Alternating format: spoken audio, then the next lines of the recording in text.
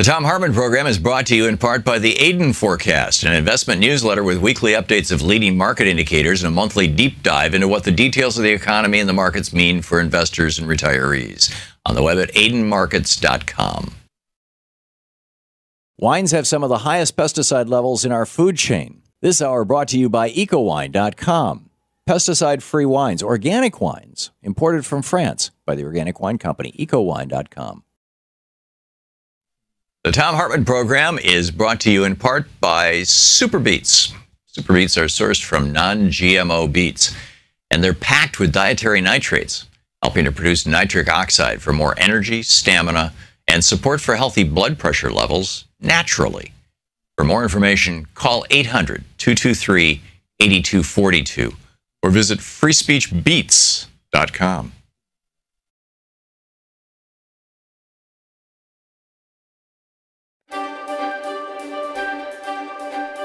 Thom Hartmann University Book Club. Today we're reading from The Fight for the Four Freedoms, What Made FDR and the Greatest Generation Truly Great, by Professor Harvey J. Kaye, who's a professor of democracy and justice studies at the University of Wisconsin, Green Bay.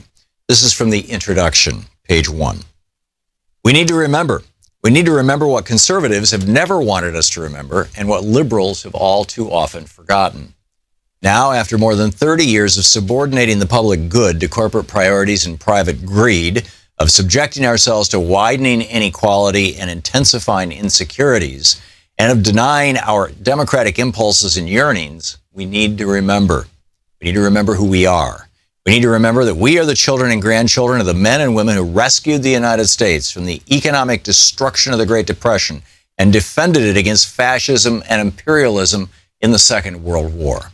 We need to remember that we are the children and grandchildren of the men and women who not only saved the nation from economic ruin and political oblivion, but also turned it into the strongest and most prosperous country on earth. And most of all, we need to remember that we are the children and grandchildren of the men and women who accomplished all that in the face of powerful, conservative, reactionary, and corporate opposition, and despite all their own faults and failings, by making America freer, more equal, and more democratic than ever before. Now, when all they fought for is under siege, and we too find ourselves confronting crises and forces that threaten the nation and all that it stands for, now we need to remember that we are the children and grandchildren of the most progressive generation in American history. We are the children of the men and women who articulated, fought for, and endowed us with the promise of the four freedoms. On the afternoon of January 6, 1941, President Franklin Delano Roosevelt went up to Capitol Hill to deliver his annual message to Congress.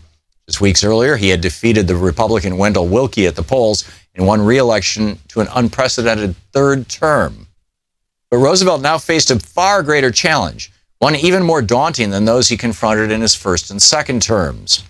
Still stalked by the Great Depression, the United States was also increasingly threatened by the Axis power, Nazi Germany, Fascist Italy, Imperial Japan. And with war already raging east and west, Americans had yet to agree about how to respond to the danger. The president, however, did not falter. He not only proceeded to propose measures to address the emergency, he gave dramatic new meaning to all men are created equal, life, liberty, and the pursuit of happiness, we the people of the United States, a new birth of freedom, and government of the people, by the people, and for the people. FDR knew about crises, But he knew as well what Americans could accomplish even in the darkest of times. Born in 1882, he had grown up privileged, the son of New York Hudson River gentry. Yet long before becoming president, he had suffered serious defeats and setbacks, none more devastating than contracting polio in 1921 at the age of 39. The disease left him permanently unable to stand up or walk without assistance. However, supported by his wife Eleanor and other family members and friends, he had risen above the paralysis to become the most dynamic political figure in the United States. Moreover, his experiences and encounters in the course of doing so had reaffirmed and deepened his already powerful faith and confidence in God, in himself, and in his fellow citizens, all of which had enabled him, in the face of the worst economic and social catastrophe in the nation's history, to defiantly state that the only thing we have to fear is fear itself, and then go on to proclaim this generation of Americans has a rendezvous with destiny.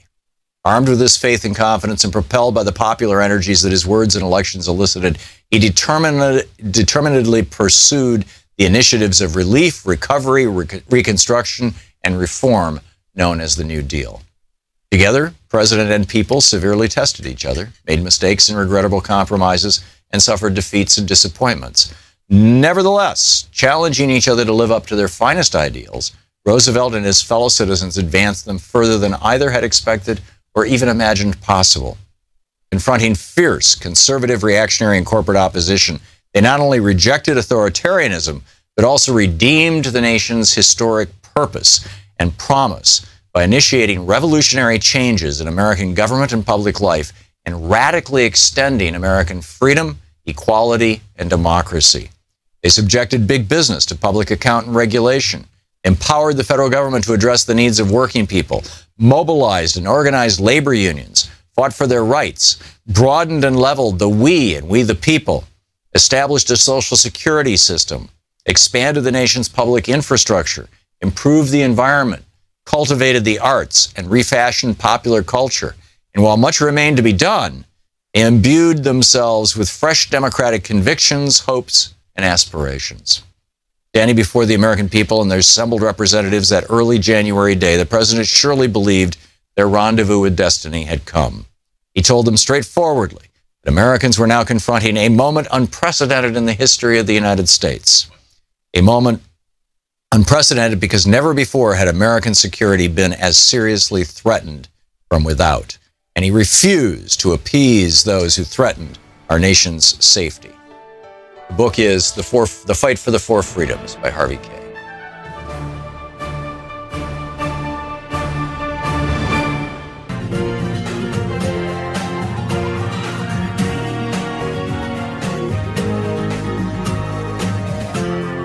This is the Thom Hartmann Program.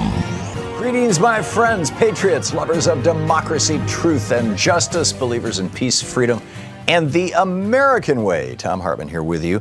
A new study out of the General Accounting Office, the GAO. This is arguably the least political branch of the executive, part of the executive branch, the GAO, found that millions of families with a worker earning the federal minimum wage are living in poverty. About 20% of families with a worker earning the federal minimum wage, $7.25 an hour, are living in poverty. Now, keep in mind, most of those families have somebody else in the family who's not working the minimum wage, or who, or have additional, wages coming into the household. While household income is just slight, I think it's about 3% above where it was in 1980. Individual incomes are a little more than half of what they were in 1980. It's really simple. You get multiple people in houses going to work and all this kind of stuff. So Bernie Sanders has introduced legislation. It's called the Raise the Wage Act of 2017. It has 30 Senate co-sponsors and would hike the federal minimum wage to $15 an hour. But most importantly, index it to inflation. And by the way, that hike would take place over about a 7-year period. It goes up to $15 by 2024, so not a lot of immediate impact, at least on the businesses or the people. Sanders says the gap between the richest Americans and everyone else is wider than at any time since the 1920s. Instead of giving huge tax breaks to millionaires and billionaires, We must invest in critical programs that help working families make ends meet and lift millions of Americans out of poverty. Well, if he's talking about raising the minimum wage, I'm all in. But there's this enormous subsidy. It's like, how is it that minimum wage employers get away with paying minimum wage? Because you and I are paying tax dollars to provide minimum wage workers with what is necessary to stay alive, right? With the earned income tax credits, which is basically the government giving money to low-income people, with food stamps, with housing assistance, with educational assistance tied to poverty. I am in favor of all of these programs as long as the federal government refuses to require that businesses, if they're going to get all the wonders and benefits and freebies and goodies that you get running a business, don't take the responsibility of paying their workers a living wage. And that's why I think that, frankly, here's the question. Should the government, federal and state, by the way, both federal and state governments are doing this, continue to subsidize low-wage employers? I guarantee you, if these social safety net programs, Medicaid, or the parts of Medicaid that are available to low-wage workers, if Medicaid went away, if housing support went away, if earned income tax credits went away, if food stamps went away, if these programs went away, employers would be feeling the heat. Employers would be feeling the heat hugely, and they're not going to put up with that. But why are we subsidizing low-wage employers? I don't get it. Why can't we just say, hey, you want limitations of liability? You want to be able to deduct your 3 martini lunches? Pay your people a decent wage. On the line with us, Julio Rivera, the editorial director at Reactionary Times, columnist with Newsmax, Right Wing News, and Politichicks. ReactionaryTimes.com is his website, and you can tweet him at, oh yeah, it's Julio. Hey, Julio, welcome back. Hey, Tom. I couldn't help but come up with a couple of things just listening to you right there. First of all, employers aren't necessarily getting goodies. I mean, there are legitimate business expenses which are, you're allowed to write off. As far as, this country and the poor and the people that are in poverty, I believe, like you believe, that because we are a generally wealthy country, that we should have a social floor and we should help those people. But what we should do is we should require some semblance of a work requirement in order for people to qualify for these programs. Yeah, but that assumes work. Julio, these people are not on drugs, hang on things like that. Julio, that assumes that work is available.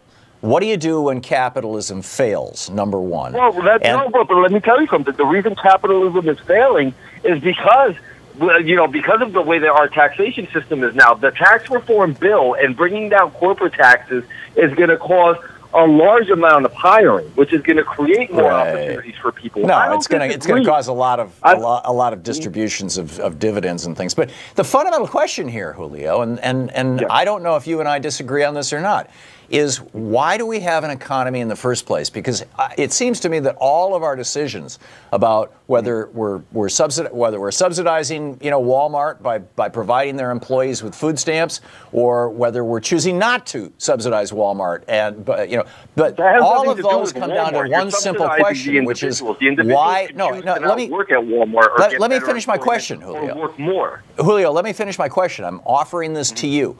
Why do we have an economy? The economy is a construct of government, right? Government provides the dollars and a stable banking system. The government provides dollars and a stable banking system. Government provides the rules for an economy. You can't commit fraud. If you do, you go to jail. You do a Ponzi scheme. You do, basic rules. So why does government create an economy? What's the whole point and purpose of government creating an economy?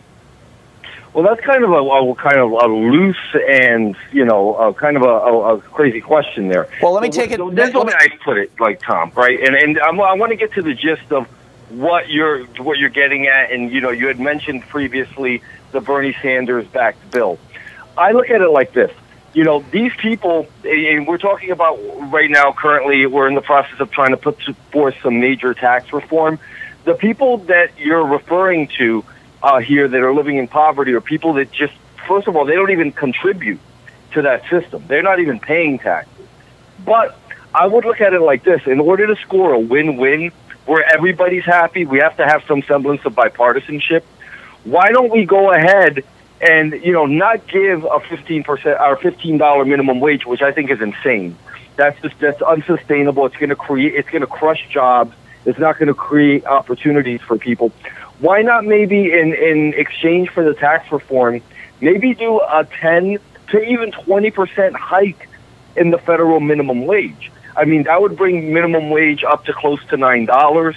I think that's something that's reasonable. Well, this was Julio. This was a lot of minimum wage jobs, but Julio, that was Obama's logic. Above minimum wage, so I don't think it's really going to make a lot of Julio, that was have a negative effect on hiring. That was Obama's logic, and that's why he proposed. I think it was a $10.10 minimum wage, because it was right at the point where if you earn that, you no longer qualify for food stamps. It was just above that, and or maybe it was $11, whatever it was. I don't remember the exact amount. But the answer, my answer to my own question, why do we have an economy, is to benefit the people, right? It's not to benefit the fat cats. It's not to benefit transnational corporations like GE that do more business outside the United States than inside the United States. It's not to benefit Apple so they can keep 100 billion offshore. It's to benefit the people.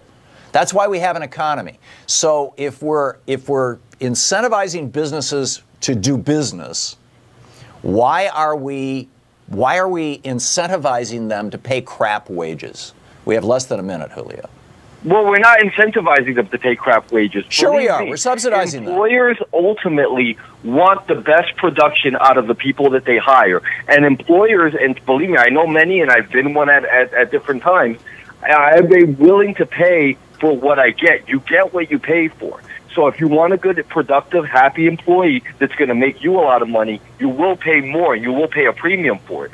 Low minimum wage jobs are there for people entering the workforce and people doing very menial, low skill work. But see, I got nothing wrong with. I have no problem with menial work. I think that all work should have honor and dignity. This idea that there is menial work and therefore it's deserving of crappy pay. It kind of implies there are crappy people. I just don't get it. No, anyhow, it doesn't say anything about the people. It says what the task is. Okay. It only applies. You can read Julio's stuff at reactionarytimes.com. You can hang on just a second. I'll give you the whole thing here. Hang on. This is the Thom Hartmann Program. You can tweet him at OHYEAH. It's ITS Julio, JULIO, and reactionarytimes.com. Thanks, Julio. No problem. Thank you so much, Tom. Yeah.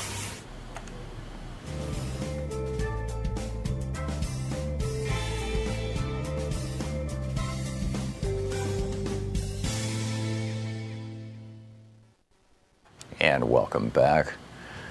Let's see here. Free Speech TV. Tommy in Patterson, Louisiana. Hey, Tommy, what's on your mind today? Oh, thanks for having me on, Tom. Enjoy your show. Thank you. I noticed you had Richard Wolff on last week. Mm-hmm. Yeah, I like that guy. We're going to have him back, too. Yep. Yeah, he's a really great speaker, explains stuff really well. Yeah, this thing about our economy and all, and the shrinking of our middle class, the only way you're going to fix that problem, you have to trade. If you're going to trade with anybody at all, you need to trade with countries that have a similar minimum wage, overtime pay, EPA laws and rules like we have.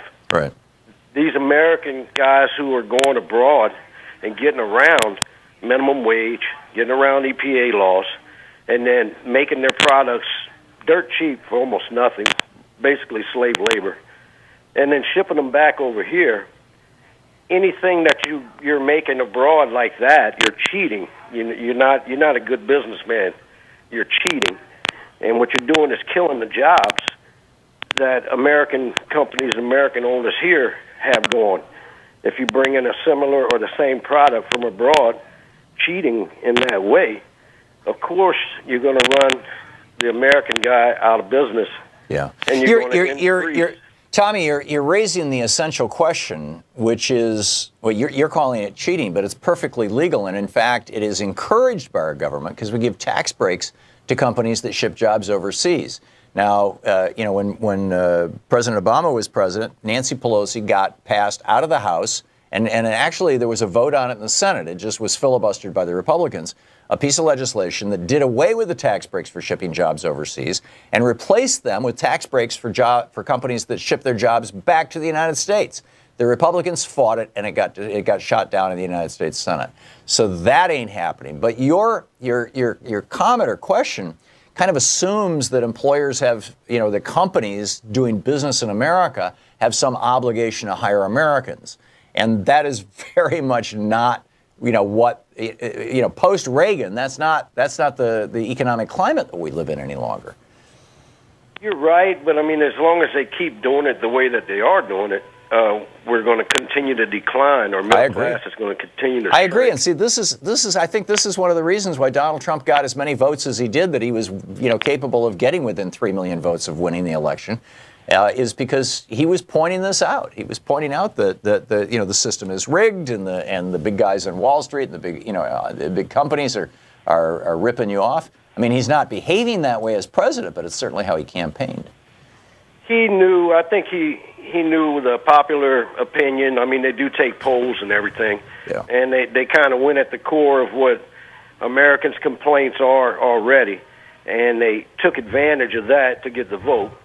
And then you see them get into office just like any other politician, and they don't do what they speak to the polls to as far as when they run.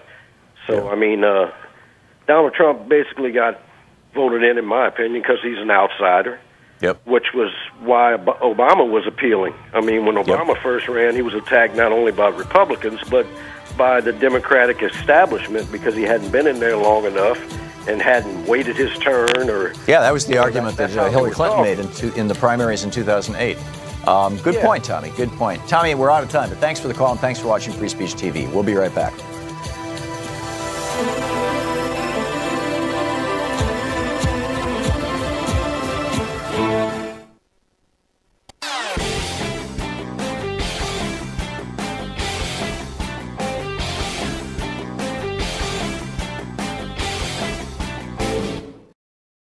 I'm Nina Turner, and you're watching Free Speech TV. Hi, I'm Heather with Free Speech TV. Your support, whether through giving of donations, volunteering, or even spreading the word, has made it possible for the only independent progressive news network to sustain for more than 20 years. Now, you can give to Free Speech TV through the Branch of Gratitude. This program is a sustainable way to give that reduces waste through paper mailing, postage, and staff hours. By choosing to participate in the Branch of Gratitude, you are joining hands with the socially conscious community and sending a message to the world that Free Speech TV is not only here to stay, it is here to thrive. Please call 877-378-8669 or go online to freespeech.org. Make a difference and join the Branch of Gratitude today.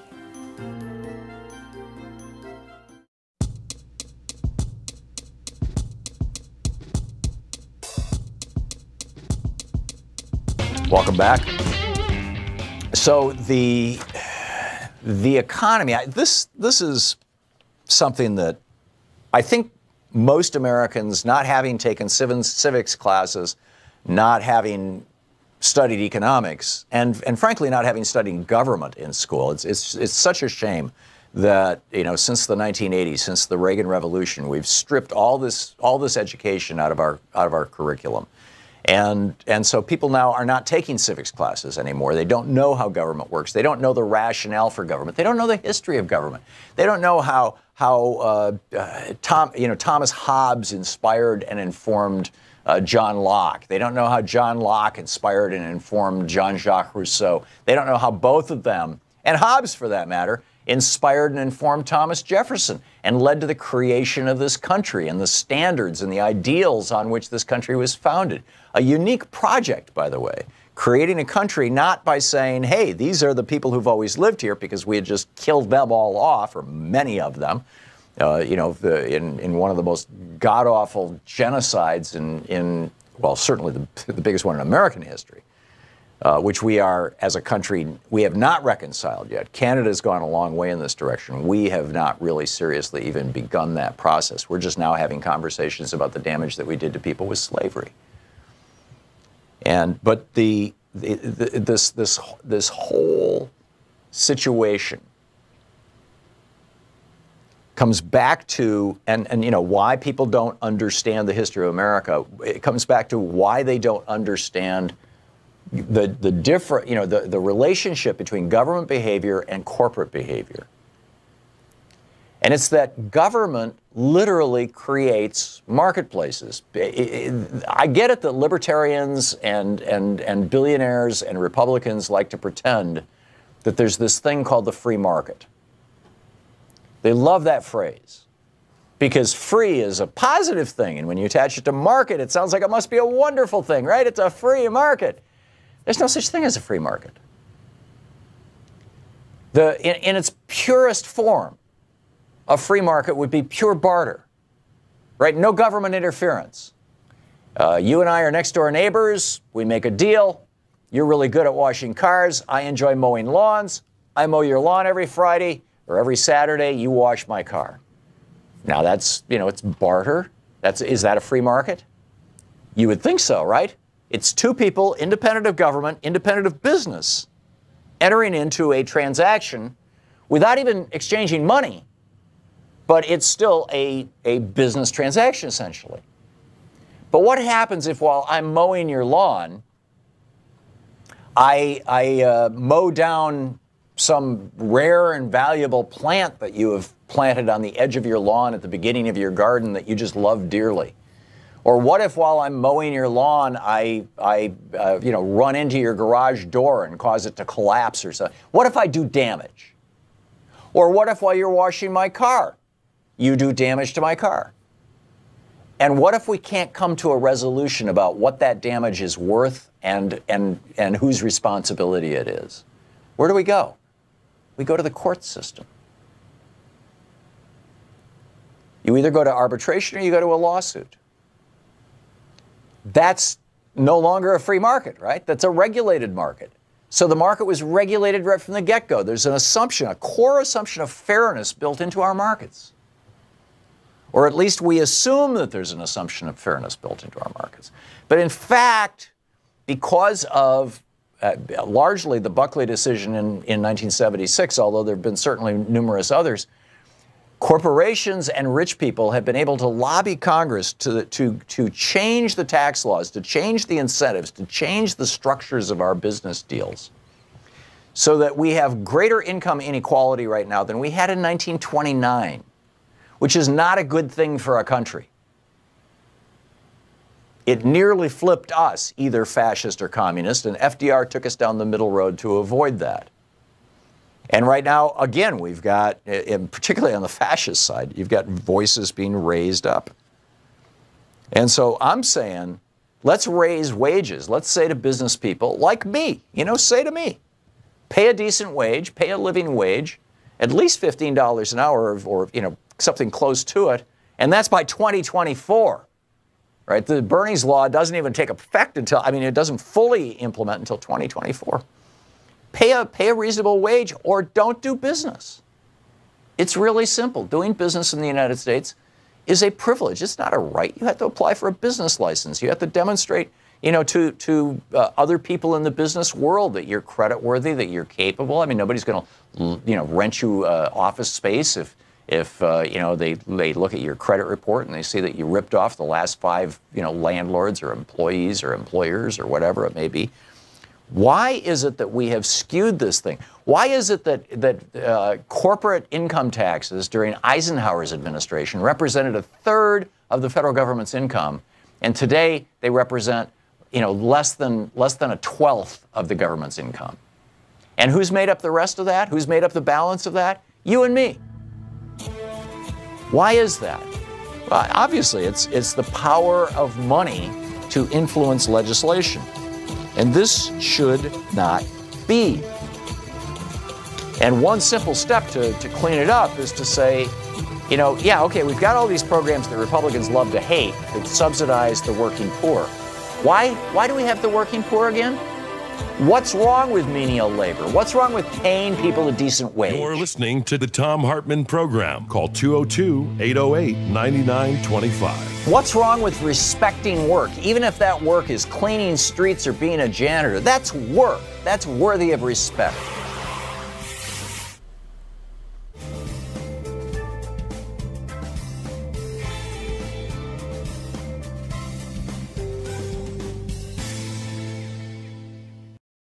I'm Nina Turner, and you're watching Free Speech TV.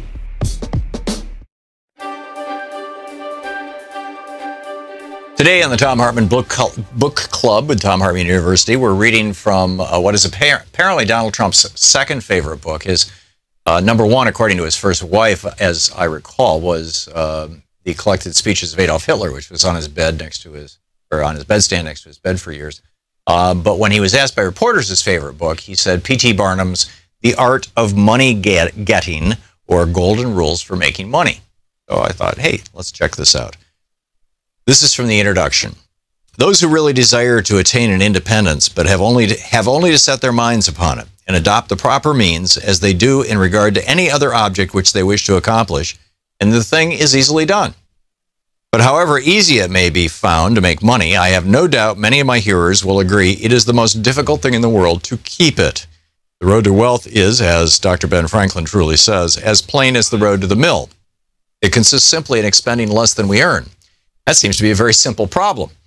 Mr. Micawber, one of those happy creations of the genial Dickens, puts the case in a strong light when he says that to have an income of £20 per annum and spend £20 and 6 pence is to be the most miserable of men, whereas to have an income of only £20 and spend but £19 and 6 pence is to be the happiest of mortals. Many of my readers may say, we understand this. This is economy, and we know economy is wealth. We know we can't eat our cake and keep it also. Yet I beg to say that perhaps more cases of failure arise from mistakes on this point than almost any other. The fact is, many people think they understand economy when they really do not. True economy is misapprehended, and people go through life without properly comprehending what that principle is. One person says, I have an income of so much, and here's my neighbor who has the same, yet every year he gets something ahead and I fall short. Why is it? I know all about economy. Well, he thinks he does, but he does not. There are many who think that economy consists in saving cheese parings and candle ends. Keep in mind, this was written in the late 1900s. In cutting off 2 pence from the laundress's bill and doing all sorts of little mean, dirty things. Economy is not meanness. The misfortune is also that this class of persons let their economy apply in only one direction. They fancy that they are so wonderfully economical in saving a halfpenny where they ought to spend 2 pence that they think they can afford to squander in other directions. A few years ago, before kerosene oil was discovered or thought of, one might stop overnight at almost any farmer's house in the agricultural districts to get a very good supper. But after supper, he might attempt to read in the sitting room and would find it impossible with insufficient light from just one candle. The hostess, seeing his dilemma, would say, it is rather difficult to read here in the evenings. The proverb said, you must have a ship at sea in order to be able to burn 2 candles at once. We never have an extra candle except on extra occasions. Those extra occasions occur perhaps twice a year. In this way, the good woman saves $5, $6, or $10 in that time, but the information which might be derived from having an extra candle would, of course, far outweigh a ton of candles. But the trouble does not end there. Feeling that she is so economical in tallow candles, she thinks she can afford to go frequently to the village and spend $20 or $30 for ribbons and furloughs, many of which are not necessary. This false economy may frequently be seen in men of business, and in those instances, it often runs to paper writing.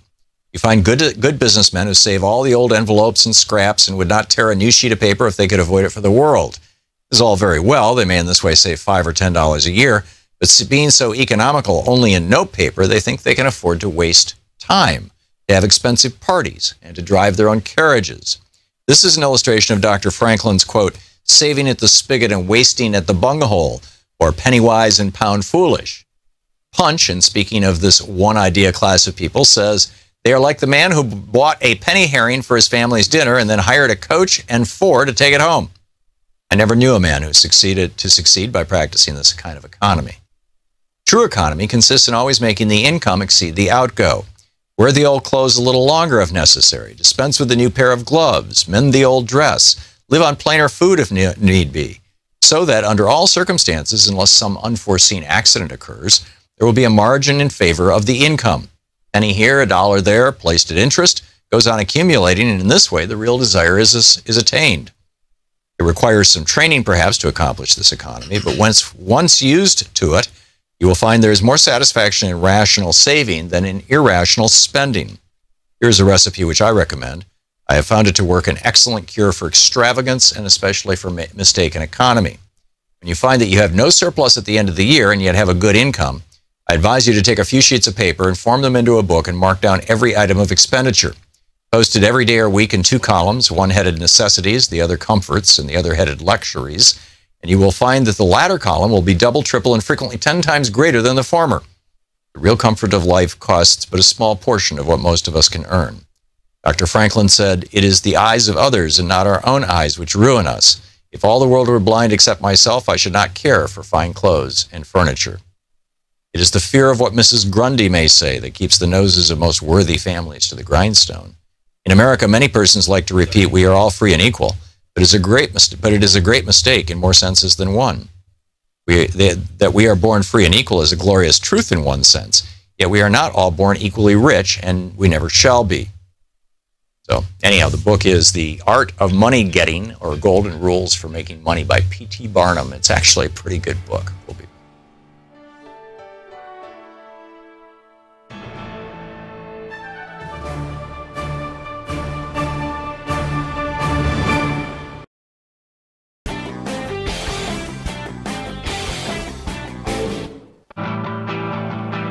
Welcome back. Thom Hartmann here with you. Another piece of this puzzle you can find. There's a great piece Alan Pike wrote over at the Center for American Progress's blog, thinkprogress.org. And it's titled, "You Can't Make America Great Without Killing the 401k and Bringing Back Real Pensions." And this is another piece of this. How do you create a business environment that is good and useful and healthy and productive for working people? And during the Reagan era, or before the Reagan era, we used to have pensions. My dad had a pension when he retired. He not only had Social Security, and I frankly don't remember the amounts involved. He told me once, but it was years ago, and he's been dead for a while. But let's say he was getting $1,000 a month from Social Security. He was getting whatever that was. He was getting actually a little bit more than that on his pension. So it was like, say, $1,100 a month on his pension. And between the two of them, he had a good life after he retired. And it was a pension he got from working in a tool and die shop for 40 years. But if pensions were correctly organized and managed and all that kind of thing, he could have worked in 20 different places, and it could have just moved around with him.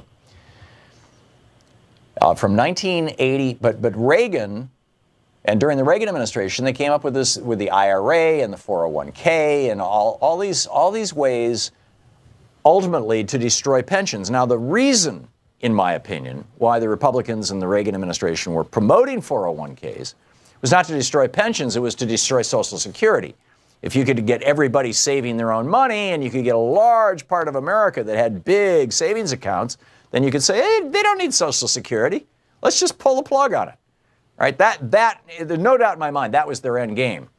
But what happened with 401ks and IRAs, do-it-yourself savings plans, but what happened was instead companies just started killing off pensions, saying we don't need to offer a pension as a benefit to our employees. They can do their own 401ks.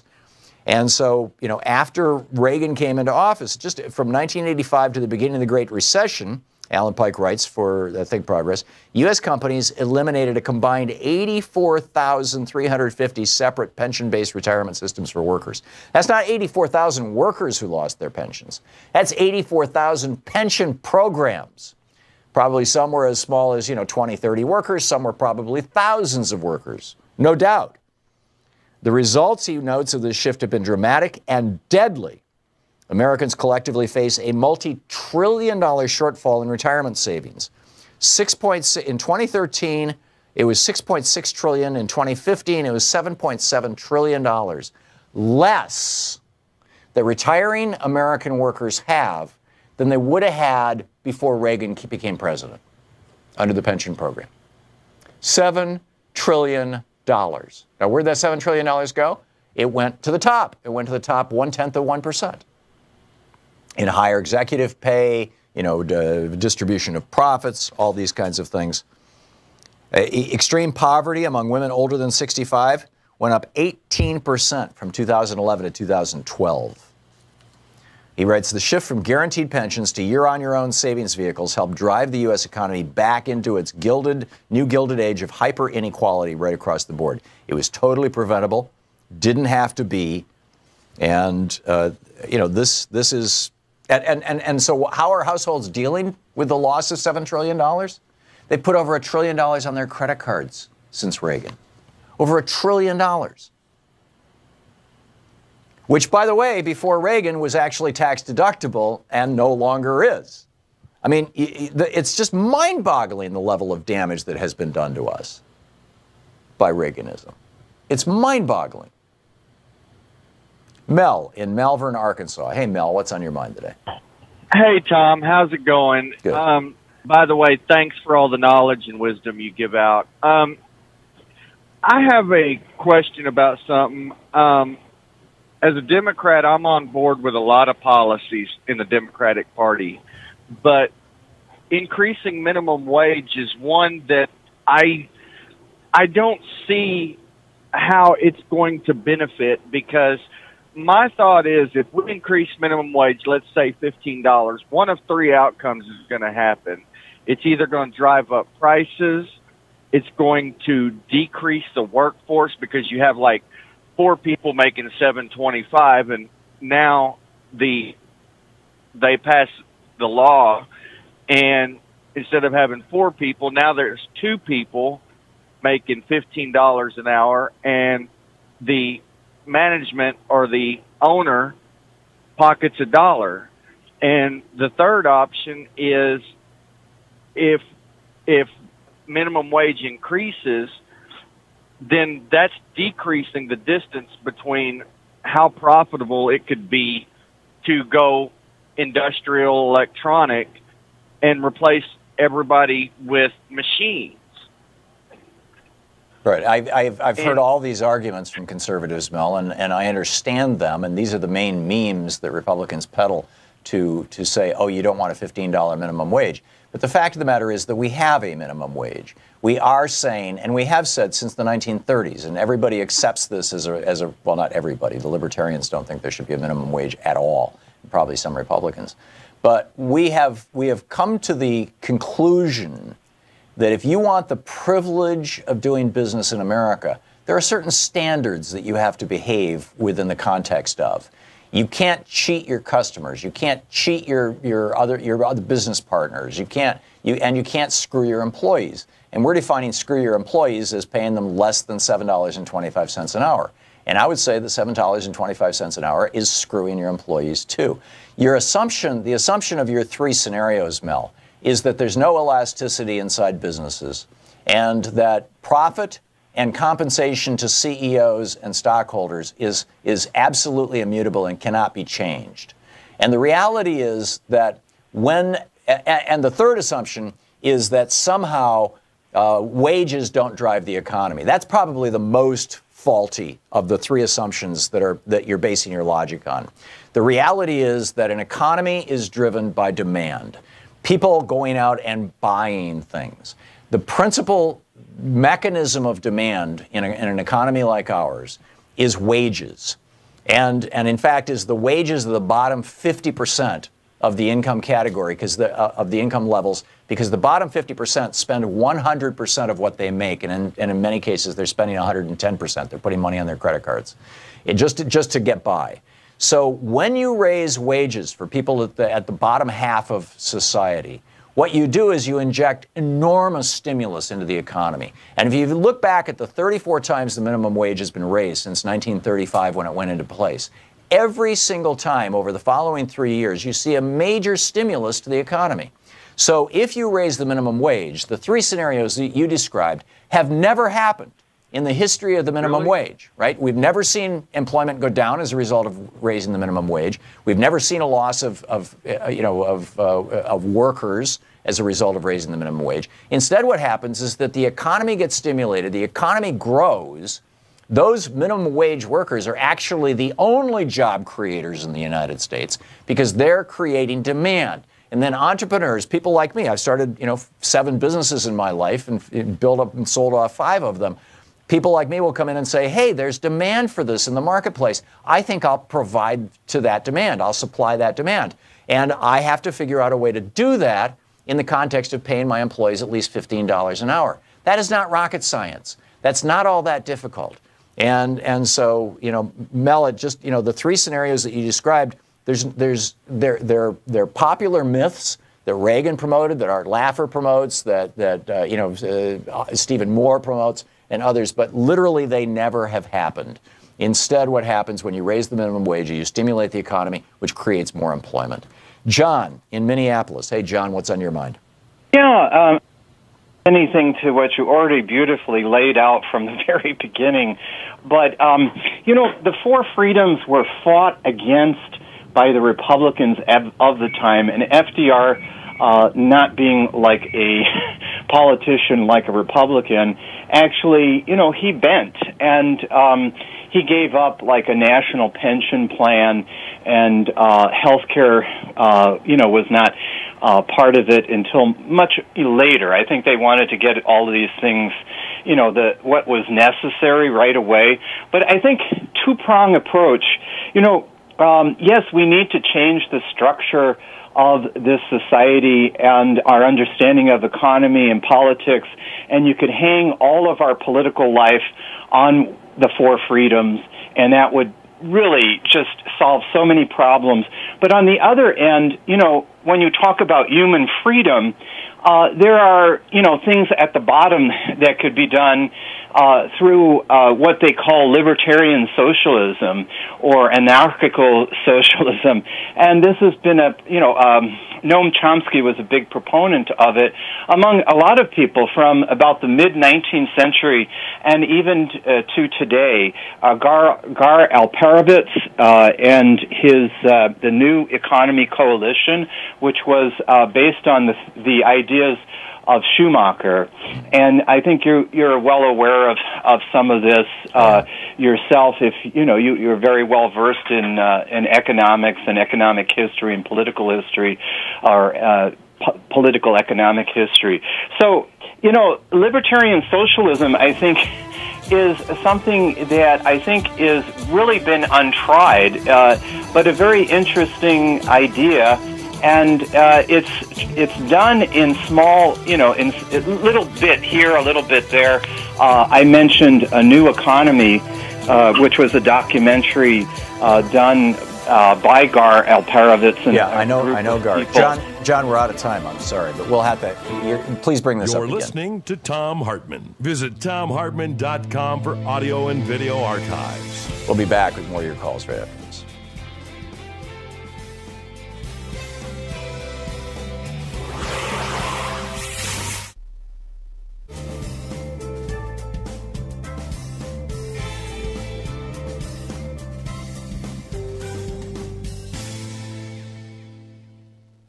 And welcome back. Bob in Tahlequah, Oklahoma. Hey, Bob, thanks for watching us on Free Speech TV. What's up? Thanks for all you do. Want to address the issue of the economy. First, I'd like to say that without the situation that, as you described, with pension, with this network that bolsters people, that's not what we have. We've in my lifetime, we've come towards that. But today, where I live here in Oklahoma, we have a combination of things that you might call the economy. We have the big federalist, legalized economy, and then you have pure bartering going on. Of course, I live in the Cherokee Nation, so, a lot of people, live here like they might not be living in other parts of the country, but it's a well-ordered place. Right. People get along with each other, but it's not integrated. There's almost like what I would call three classes at work here. There's the pure bartering class that does what it can to borrow from the greater legalized federalist corporate society, but it doesn't and never will agree with it or go along with it. And then you have people in the middle that are raising their kids. They got jobs, and they hope their kids live better lives than they do, but of course, they're not going to, unless we change radically. And you know what I've talked about in the past, and you say you agree with me, but until we're able to have a discussion that integrates the various forms of economy that actually are going on where the rubber meets the road in this society, then nothing, including free speech TV, will be iterating the new economy. And there's a lot going on. There's even reports on people's businesses being burned to the ground in California, and what's going on in Colorado and other parts of the country, but it's not being integrated into the narrative. So therefore, Congress doesn't feel any obligation to talk about it. Farmers are scared to death to lose their land. They don't dare talk about it in public. And so that's really where we're at. So what's your Now, suggestion, I agree with Bob, any effort that can be put forward to have democratic socialism in this country, the representative government that Thomas Jefferson and Madison and others envisioned. It's not happening now. We're slipping backwards. So there's going to have to be some radical thought expressed on the air and maintained. What do you think? Yeah, I don't disagree, Bob. I mean, my suggestion that we go back to a pension-based system, we do away with 401ks, number one, and number two, we raise the minimum wage to at least $15 an hour, and we absolutely index it to inflation, what Bernie is recommending. I don't see where those don't help solve that problem that you're describing. So that farmers can grow hemp, and so that manufacturing society can come up there, and that hippies and blacks and Mexicans that enjoy marijuana and rich people too can enjoy marijuana, and we not be prosecuted and persecuted for it. Can we talk about that? I don't think enjoying marijuana has a racial piece to it, Bob. I'm sorry. Everybody can enjoy marijuana. Bob, thanks for the call. We'll be back.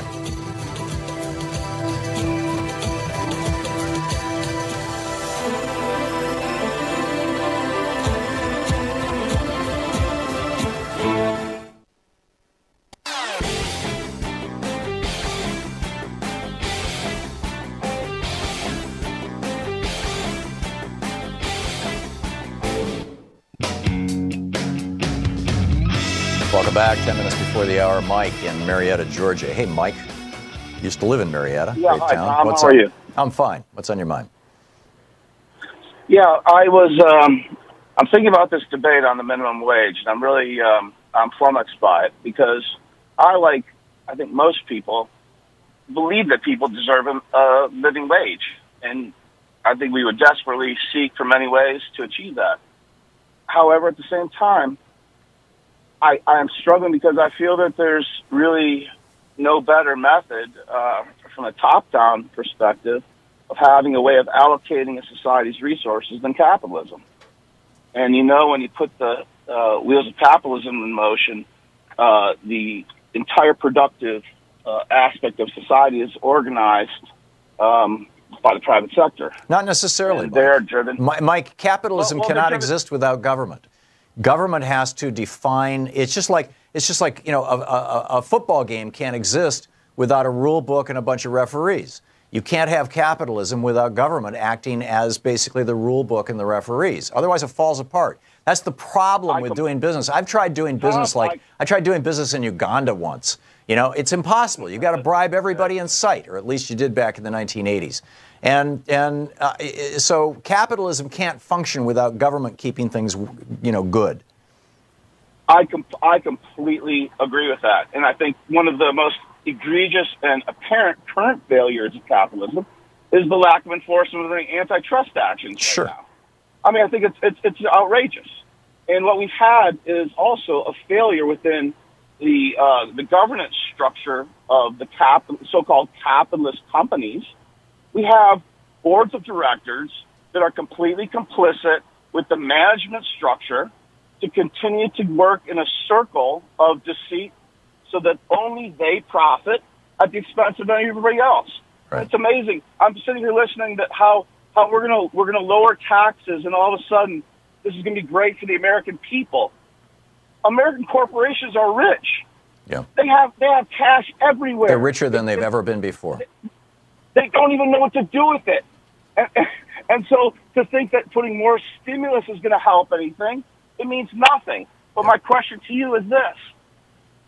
So say I have a company and I make brakes for cars, okay? Right. And I'm sourcing them over in Thailand, because they work at 1/10 of the labor rates that I can get here, and transportation costs are low, dollar's cheap, so I can import it for nothing. Are you going to impose on me a restriction and a mandate that I then create an American factory with American workers to create these brakes, maybe my next generation of brakes? Or do you continue to reward me with all my record profits by making brakes overseas? Right. I don't understand how to solve it. Yeah, well, we're pretty much the only developed country in the world right now that hasn't figured out how to solve the conundrum that you just described, Mike. In 1791, Alexander Hamilton presented to Congress a paper called Alexander Hamilton's Report to Congress on Manufacturers in America. And I reprinted it in my book, Rebooting the American Dream. And what he pointed out, he came up with an 11-point plan to build an industrial country. And the first step of it was tariffs, was saying if somebody wants to import something that could just as easily be made in the United States, we're going to put a tax on that import.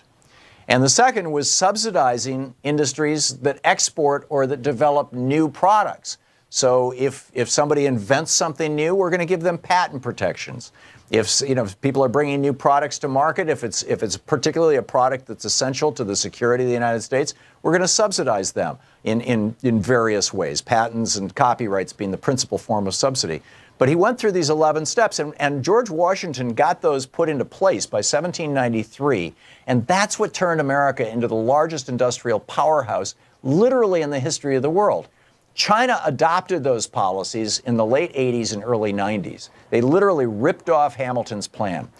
The difference is that because of the World Trade Organization, NAFTA, all these other trade deals that we got into principally in the late 1980s and the early 1990s, all of these trade deals basically made us take down our tariffs. We had average tariffs that were running 20 and 30% in the United States from George Washington's administration until Ronald Reagan's administration. Reagan started cutting the tariffs, and they started going down really substantially. They're down to the average tariff now in the United States is about between 1.5% and 2% on manufactured goods. The Department of Commerce still maintains a list of 27,000, as I recall, different tariff categories, right? Rolled steel, flat steel, pig iron, all kinds of things. And so we still have tariffs, but they're pretty minimal, and they match pretty much other countries around the world. But what we didn't do is we didn't do a value-added tax. A value-added tax is a tax at every step along the manufacturing. You're building a car door, small tax. Put that door on the car, small tax. Paint the car, small tax. Every time you improve the value of something, there's a small tax on it. And to use Germany as an example, the VAT tax in Germany is 17%. If here in America, and it's only supposed to be paid by Germans, that's the theory of a VAT tax, a value-added tax. So if I, as an American, say I'm Tesla, right, and I want to sell cars into Germany, when those cars hit the German border, there's a 17% tax added to them because there's no VAT tax in the United States. If they come from another country with a VAT tax, no problem. But if they come from the United States, there's a 17% tax added. On the other hand, if I'm an American and I want to buy a Mercedes from Germany, there's a 17% discount on the export of that Mercedes. Because as an American, I don't have to pay VAT taxes. If you've ever visited foreign countries and bought anything of value, as you're leaving the country, there's that VAT tax refund window by your checkout counter. That's to get your taxes back because you're not a citizen of the country. So basically what Germany does is they say, if you want to import something into Germany, you have to pay a 17% tax. And if you want to buy something from Germany, we're going to give you a 17% subsidy. That's the equivalent of a 34% tariff, which was the standard tariff around the world and in the United States before Reagan. So, and Germany's not unique in this, by the way. The tariffs in Taiwan are around 16%. The tariffs in China are around 15%. The tariffs in Japan sometimes are over 17%. Every other developed country in the world has done this, has gone to this. The EU is based on this. We're the village idiots. We're the only ones who say to American corporations, you can rip off our workers, you can go overseas and make your products, and you will pay not an extra penny. Mike, thanks for the call. Excellent question. You're listening to Thom Hartmann.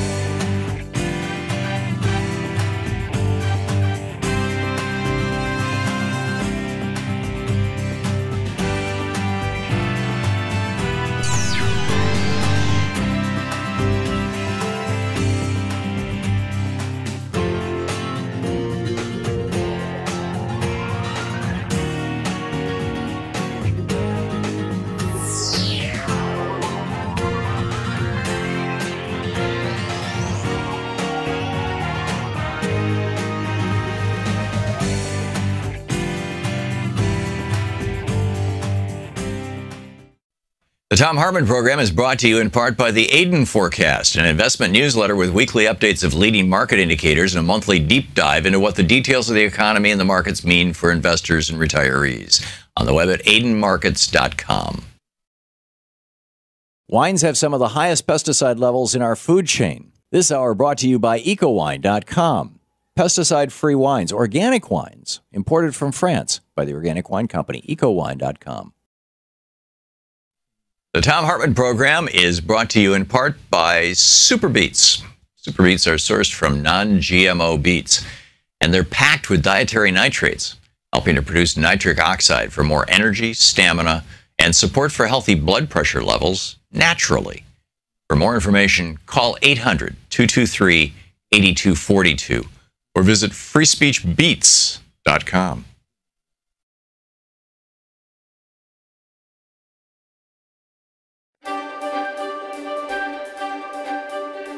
We're reading today in the Thom Hartmann University Book Club from Threshold, the progressive plan to pull America back from the brink.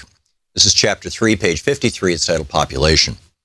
Sometime between mid-2007 and mid-2008, China exceeded the United States as the single largest emitter of carbon dioxide, dumping an estimated 7 billion tons of CO2 into the atmosphere per year in 2008, compared with the U.S. estimated 6.2 billion tons that year. But China is a vast and populous country.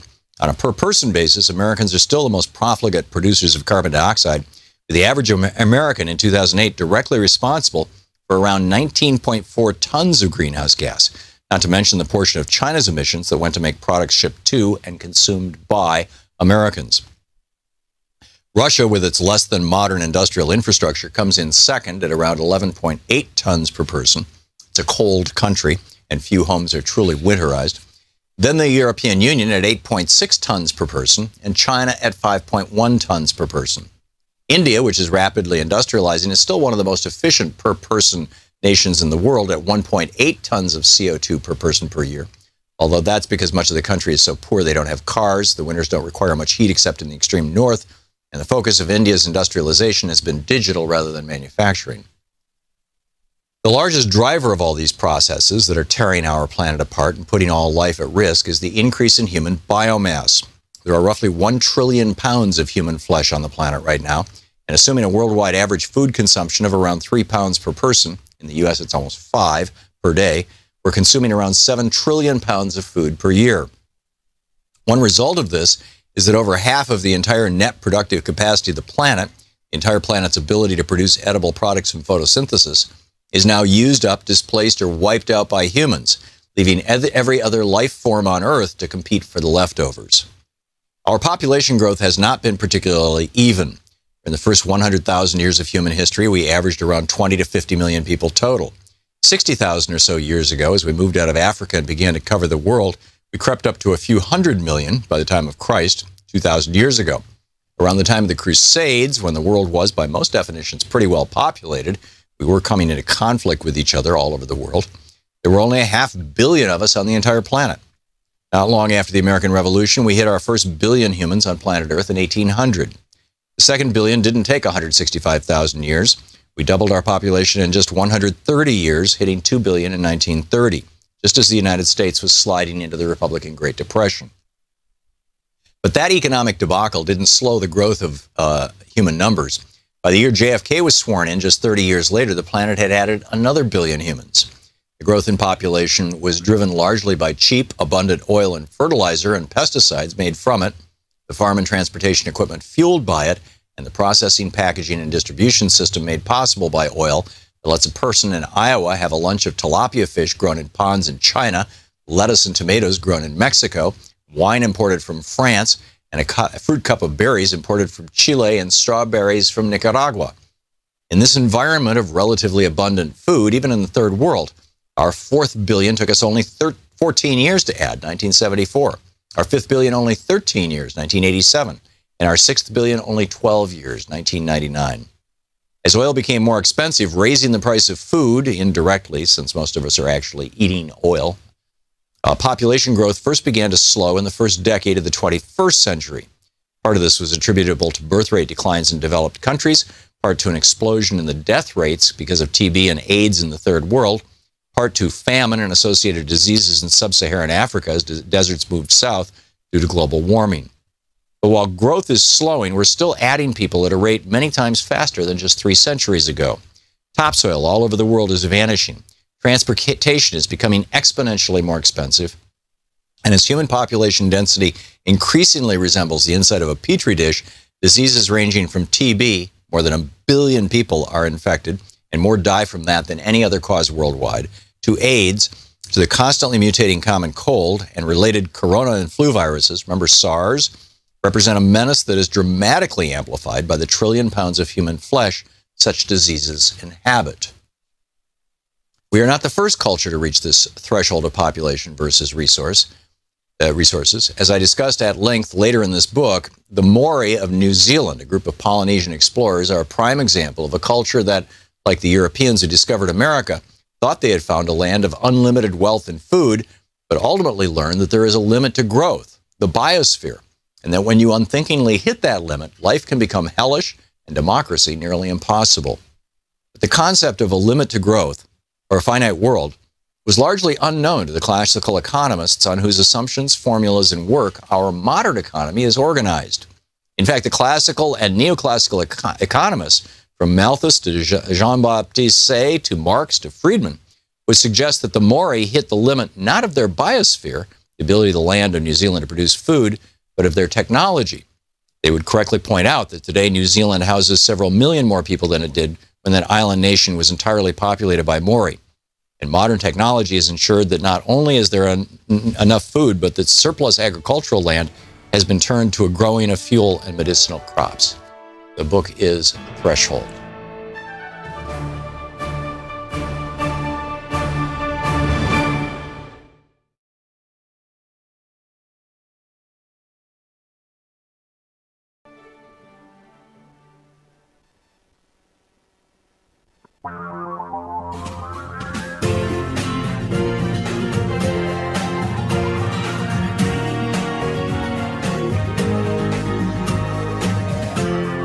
This is the Thom Hartmann Program. Welcome back. Thom Hartmann here with you. One of the questions that a lot of people are asking is, why does Donald Trump behave the way he does? And I think this is a reasonable question. You know, Bob Corker this morning talking about how essentially toxic Trump is, how he had been asked by people in the White House to intervene. Now, Bob Corker was, or is, chairman of the Senate Foreign Relations Committee, so arguably within the Republican Party, he is the senior official, the senior guy when it comes to international relations. I mean, it would be Corker in Congress, or at least in the Senate, and Tillerson as Secretary of State, and arguably Nikki Haley over at the UN. That's basically our foreign relations face to the world. And Corker is talking about being asked by people in the White House to change things in the White House, and then he starts talking about World War III, that Donald Trump is leading us to World War III. But I think that there's a somewhat bigger and in some ways somewhat smaller picture here that we have failed to identify, and at least explicitly. Nobody wants to just come right out and say it. But I'm going to. Donald Trump is a racist and a bigot, and a sexist and a misogynist. Period. I mean, why did he start off his week going after the black widow of a slain black soldier? Why can't he let go a slight from a black member of Congress? Representative Wilson. Why did he have to go after Maisha Johnson, the Gold Star widow of Sergeant LaDavid Johnson? Why did he kick off his presidential campaign by talking about how he was going to go after brown people from Mexico? I mean, the list actually is quite substantial.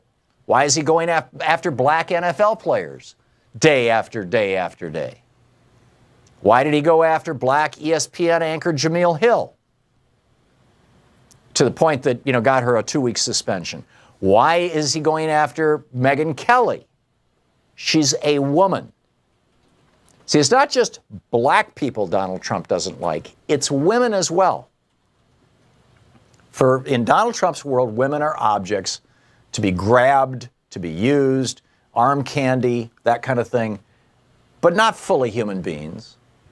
And the same with people of color. I mean, this is a guy who grew up with his dad running apartment buildings in Brooklyn where he and his father were both explicitly preventing people of color from renting from them.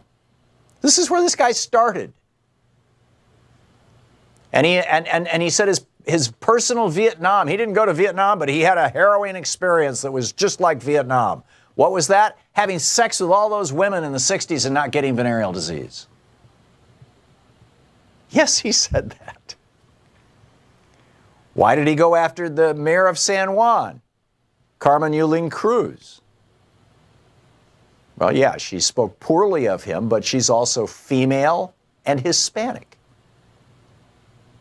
Why did he go after Khizr and Ghazala Khan? The couple, well, the husband was the one who spoke up first at the Democratic National Convention. Former lifelong Republicans. Why did he go after them? Because their skin's darker than his. Because their religion is different than his. This guy is a bigot. Now, Nate Silver over at 538, he was trying to figure this out. You know, why does Trump do this stuff? How does it help Trump that he lies about a Gold Star widow? And why does he hang on to that lie? Some think that he's playing three-dimensional chess or four-dimensional or eight-dimensional chess. You know, he's doing this to activate the white racist base in order to get Republicans elected in those states where you've got a large contingent of white racists, which is pretty much every state in the United States. And therefore there's, you know, et cetera, et cetera. I don't think so. I think he's just a bigot. He's bigoted against women. He's bigoted against people of color. He's bigoted against people who are not Americans.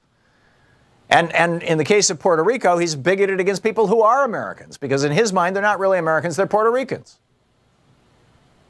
But Puerto Rico is a territory of the United States. These people have U.S. passports. They're U.S. citizens. It should become a state. The same with the U.S. British Virgin Islands. Why is Puerto Rico not a state? Because the Republicans won't allow it. Why won't they allow it? Because Puerto Rico consistently votes Democratic. Same thing with Guam, same thing with U.S. British Virgin Islands. These are all U.S. territories that could easily become states and should have representation. Why doesn't Washington, D.C. have representation, for example? You know, our license plates in Washington, D.C. say taxation without representation. Why is that? Because even though the city of Washington, D.C., or the District of Columbia, has more people in it than several states who have 2 senators and members of Congress, is that it's majority black. And it's largely Democratic voting. Even most of the white people in Washington, D.C. vote Democratic. Republicans, we can't have that. Then we might have a representative country. So anyhow, Nate Silver was trying to figure out why, you know, he went through all these different scenarios over at 538 about why Trump would start his week this week. Why he would start his week off by going after a grieving, pregnant, mother of 2, soon to be 3, widow of a soldier who died in what was apparently a botched operation that was botched by the Trump administration. Well, number one, of course, obviously, you know, it takes the focus away from the botched part of all that. Trump really, you know, I mean, he saw what Republicans did around a botched response to a raid in Benghazi during the Obama years. A botched response, by the way, that might not have happened if the Republicans had not cut funding for security for the State Department. But that's a whole nother discussion. He saw how Republicans politicized the death of 4 Americans. You know, an ambassador, a couple of contractors, and a State Department employee. He saw that, how that was politicized, and he said, you know, I can't let them do that to me. Niger is not going to become my Benghazi, and so how do we direct attention away from it? Oh, let's go after Maisha Johnson, Now, that's one of the more common theories. It was one of the theories that Nate Silver examined. But he looked at it and he says, this doesn't explain it. There's too much political risk associated with what he's doing. Well, Nate Silver just ended up scratching his head.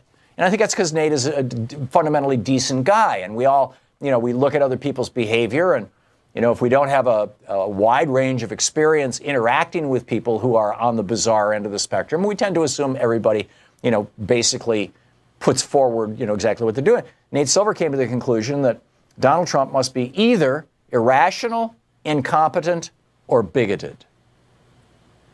Well, he's not irrational. I mean, he may seem that way to you or me, but there's an absolute rationality to everything Donald Trump does. It comes back to his need for constant love and approval and his dislike of people who are not wealthy and white and male. And which means that Nate Silver's third option, bigoted, bingo, you got it. So at what point are we going to just acknowledge this? I mean, it took the press weeks after Trump got sworn into office to start using the word lies. How long before they start using the word bigoted? I'm betting that they are not going to, because they're afraid that Republicans will start refusing to show up for their weekend talk shows and things, and then the ratings will go down, and the networks will be in trouble, and they'll lose money, and But how long do you think it's going to be? And do you think that it's, you think I've got a good theory here, or is this just crazy?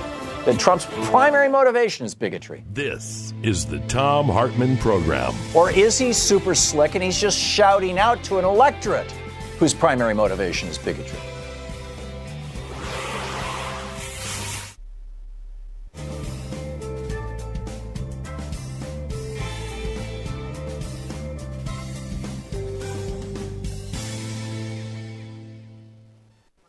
And welcome back. Jared in Downington, Pennsylvania. Hey, Jared, what's on your mind today? Hello, Tom. I agree with pretty much everything you said. I do believe Trump is very bigoted in the way he is. But I have to point out, though, that the reason we have Trump in the first place is because Democrats have been such abysmal failures over the last 30 years with their DLC, neoliberal third way that they've been enacting. At least with Trump, I know who is the one screwing me over. With the DNC, they put a nice little smile on their faces. They put the knife in my back. Have you talked recently about Tom Perez's recent purge of the DNC of Keith Ellison loyalists? Well, he got rid of 3 people, and he elevated 3 people, and he brought in 3 people who were lobbyists, 3 or maybe 4 lobbyists, and made them superdelegates. That's not quite a purge. I mean, you're talking hundreds and hundreds of people, and 3. It's just, but it raised a lot of eyebrows. It raised my eyebrows. So anyhow, go on, continue. I think Tom Perez is the enemy of the progressive movement at this point, because he brought on Dan Halpern for the Finance Committee, and he's anti-minimum wage. So how can you claim that you're pro $15 minimum wage and then bring on Dan Halpern? Or what about Donna Brazile? Donna Brazile is one of the most revolting human beings I've ever seen. She cheated in the primary to help Hillary Clinton get elected. She did that, and now she's on the Rules Committee. Right. Now the Rules Committee are being stacked with Tom Perez loyalists. And I'm mad at Keith Ellison, too, by the way, because he told us to, quote, buck up. Did you watch the Jimmy Dore video recently of them saying, are we supposed to buck up now? Are we supposed to just take it now after all the, activism I'm doing? You know what I'm trying to do right now at the local grass level? I'm trying to stop a pipeline from Sunoco being built to try to get 2 people on the board in my local area in order to stop it being built. Yet the Democratic Party, has anybody even heard a word about this being built through Pennsylvania? And then it goes off into the southwest of Philadelphia, and then it's being shipped off to other countries. Of course, it's not going to the United States, and it's being built through a urban area, which is if it leaks, it's gonna cause deaths of probably thousands of people. And the Democratic Party, they're standing against it every step of the way, and just because of their corporatism. And I'm really Jared, I understand and share your concerns and critiques of the Democratic Party, but I don't see an alternative other than getting inside it and taking it over. And I think that Bernie, started that process. We're maybe 1/3 of the way into it. The power structure is pushing back right now, which is what you're describing, and I get that. And we'll continue to push back. I mean, the DLC is a very, very strong thing. It won 2 elections. It got Bill Clinton and it got Barack Obama in, and they both governed, using basically Eisenhower principles, moderate Republican principles, and we're not true to the values of Franklin Roosevelt wholly. Although they did a lot of, at least Barack Obama did a lot of good things, and Congress did a lot of good things, or tried to do a lot of good things during his presidency. But I just, Jared, I don't see an alternative to we've got to take this thing over. Jared, I got to run, but thank you for the call. We'll be back.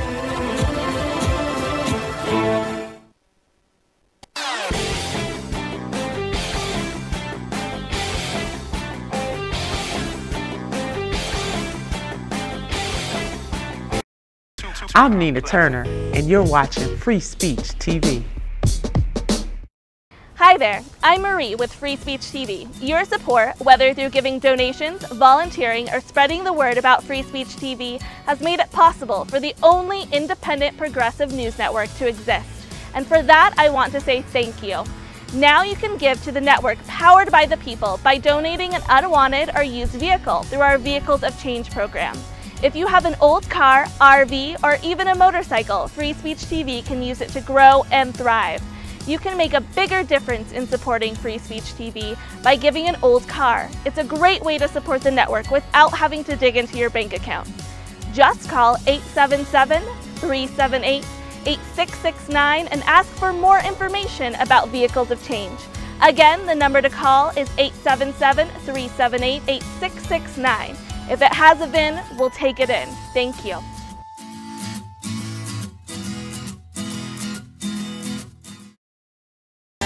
Welcome back. Thom Hartmann here with you. So we've got our economy. We've got, is Donald Trump a bigot, or is he merely, Sean, there we go. Thank you. Is Donald Trump a bigot, or is he merely playing one on television? Right? Is this what he's doing to activate his base? Is this, this has been the core of a second and third tier Republican political strategy since the Nixon administration. Bring in the racists, right? Nixon called it the Southern strategy, which was let's flip the South from Democratic to Republican by becoming the party of white racism, which Democrats used to be the party of white racism in the South. And Republicans pulled that off. They are now officially the party of white racism in the South. And they've got a lot of white people in the South supporting them. Is that really what it's all about? So anyhow, a lot on the table here. Your thoughts, George in Chicago. Hey, George, what's on your mind? Hi, Tom. Hey, George. There was a story on WCPT earlier today that the formerly great retailer known as Sears Roebuck is severing its 100-year relationship with Whirlpool Corporation because the current negotiations with Whirlpool presented a deal to Sears from Whirlpool that was economically infeasible for Sears to sign on to. So they will continue to sell their own Kenmore brand, and they'll sell foreign brands like LG, but no more Whirlpool. And this is in connection with your discussion earlier with Julio, who I refer to as Fulio, but be that as it may, the set point for American business when it comes to wages is maximum work for the least amount of pay. And wherever those two lines cross, you find slavery. And if our minimum wage is only half of a living wage, that means a minimum wage worker is a slave for 20 hours a week. Back in the day when Sears was the premier retailer in this country, and we had over 25% of the workforce unionized, people had the money to buy top-of-the-line appliances at stores like Sears. Right. Now Sears has been beaten into the ground like Kmart has, and Montgomery Ward and Spiegel and so many other legacy retailers that don't exist anymore. And the monster is Walmart, which is aggressively non-union, as opposed to those companies which were union who paid a living wage. Right. So Julio ought to think about all these things, that that what used to be the gold standard of American retailing is no longer going to carry a top brand of American appliances because they can't afford it anymore. Is Whirlpool still made in the United States? I'm sorry? Is Whirlpool still made in the United States? Well, they're headquartered in Michigan. Yeah, but that doesn't mean that they're making anything there. I don't know. I don't know the answer to the question. But yeah, and there was, not only was there a time when workers could buy high-end appliances, but there was a time when appliances, when they were made in the United States, were actually well made. I mean, the boat that we lived in for the last 5 years in Washington, D.C., I still have it in Washington, D.C., and it was made in 1986. The original refrigerator is in there. It died last month. 30 years. That refrigerator lasted 30 years. The original washer and dryer are in there, still working 30 years later. And they're 31 years, I guess, now. And we just don't make stuff like that anymore. And we don't import stuff like that anymore, unless it's coming from the European manufacturers, and it's the real high-end, all stainless steel stuff, like that. And yeah, this is the new business model. The new business model is make it disposable, get it from a foreign country, you make profits for that country. Don't protect our workers by protecting our borders, essentially. And I'm not talking about immigration. I'm talking about goods coming across our borders with or without tariffs or VAT taxes or whatever.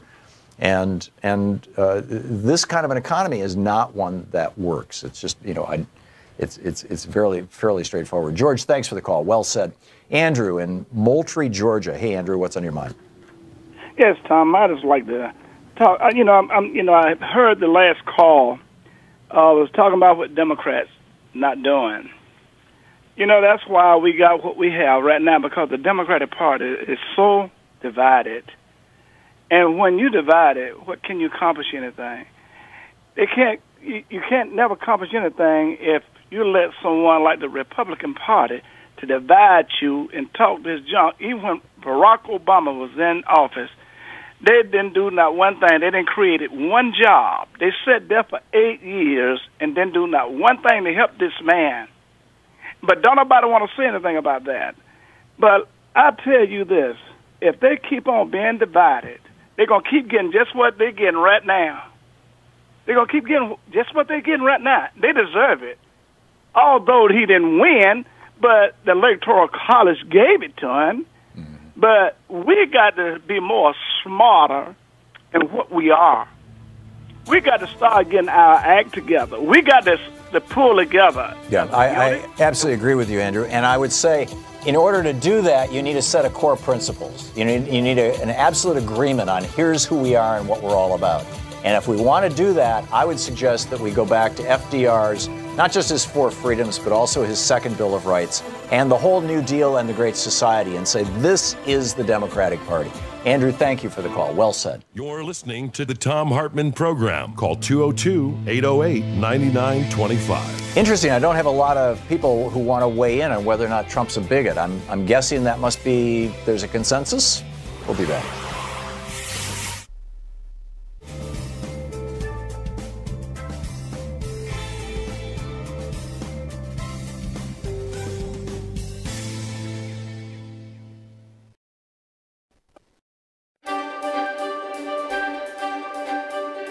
It's the Thom Hartmann University Book Club. Today we're reading from Jane Mayer's new book, Dark Money, the history of the billionaires behind the rise of the radical right.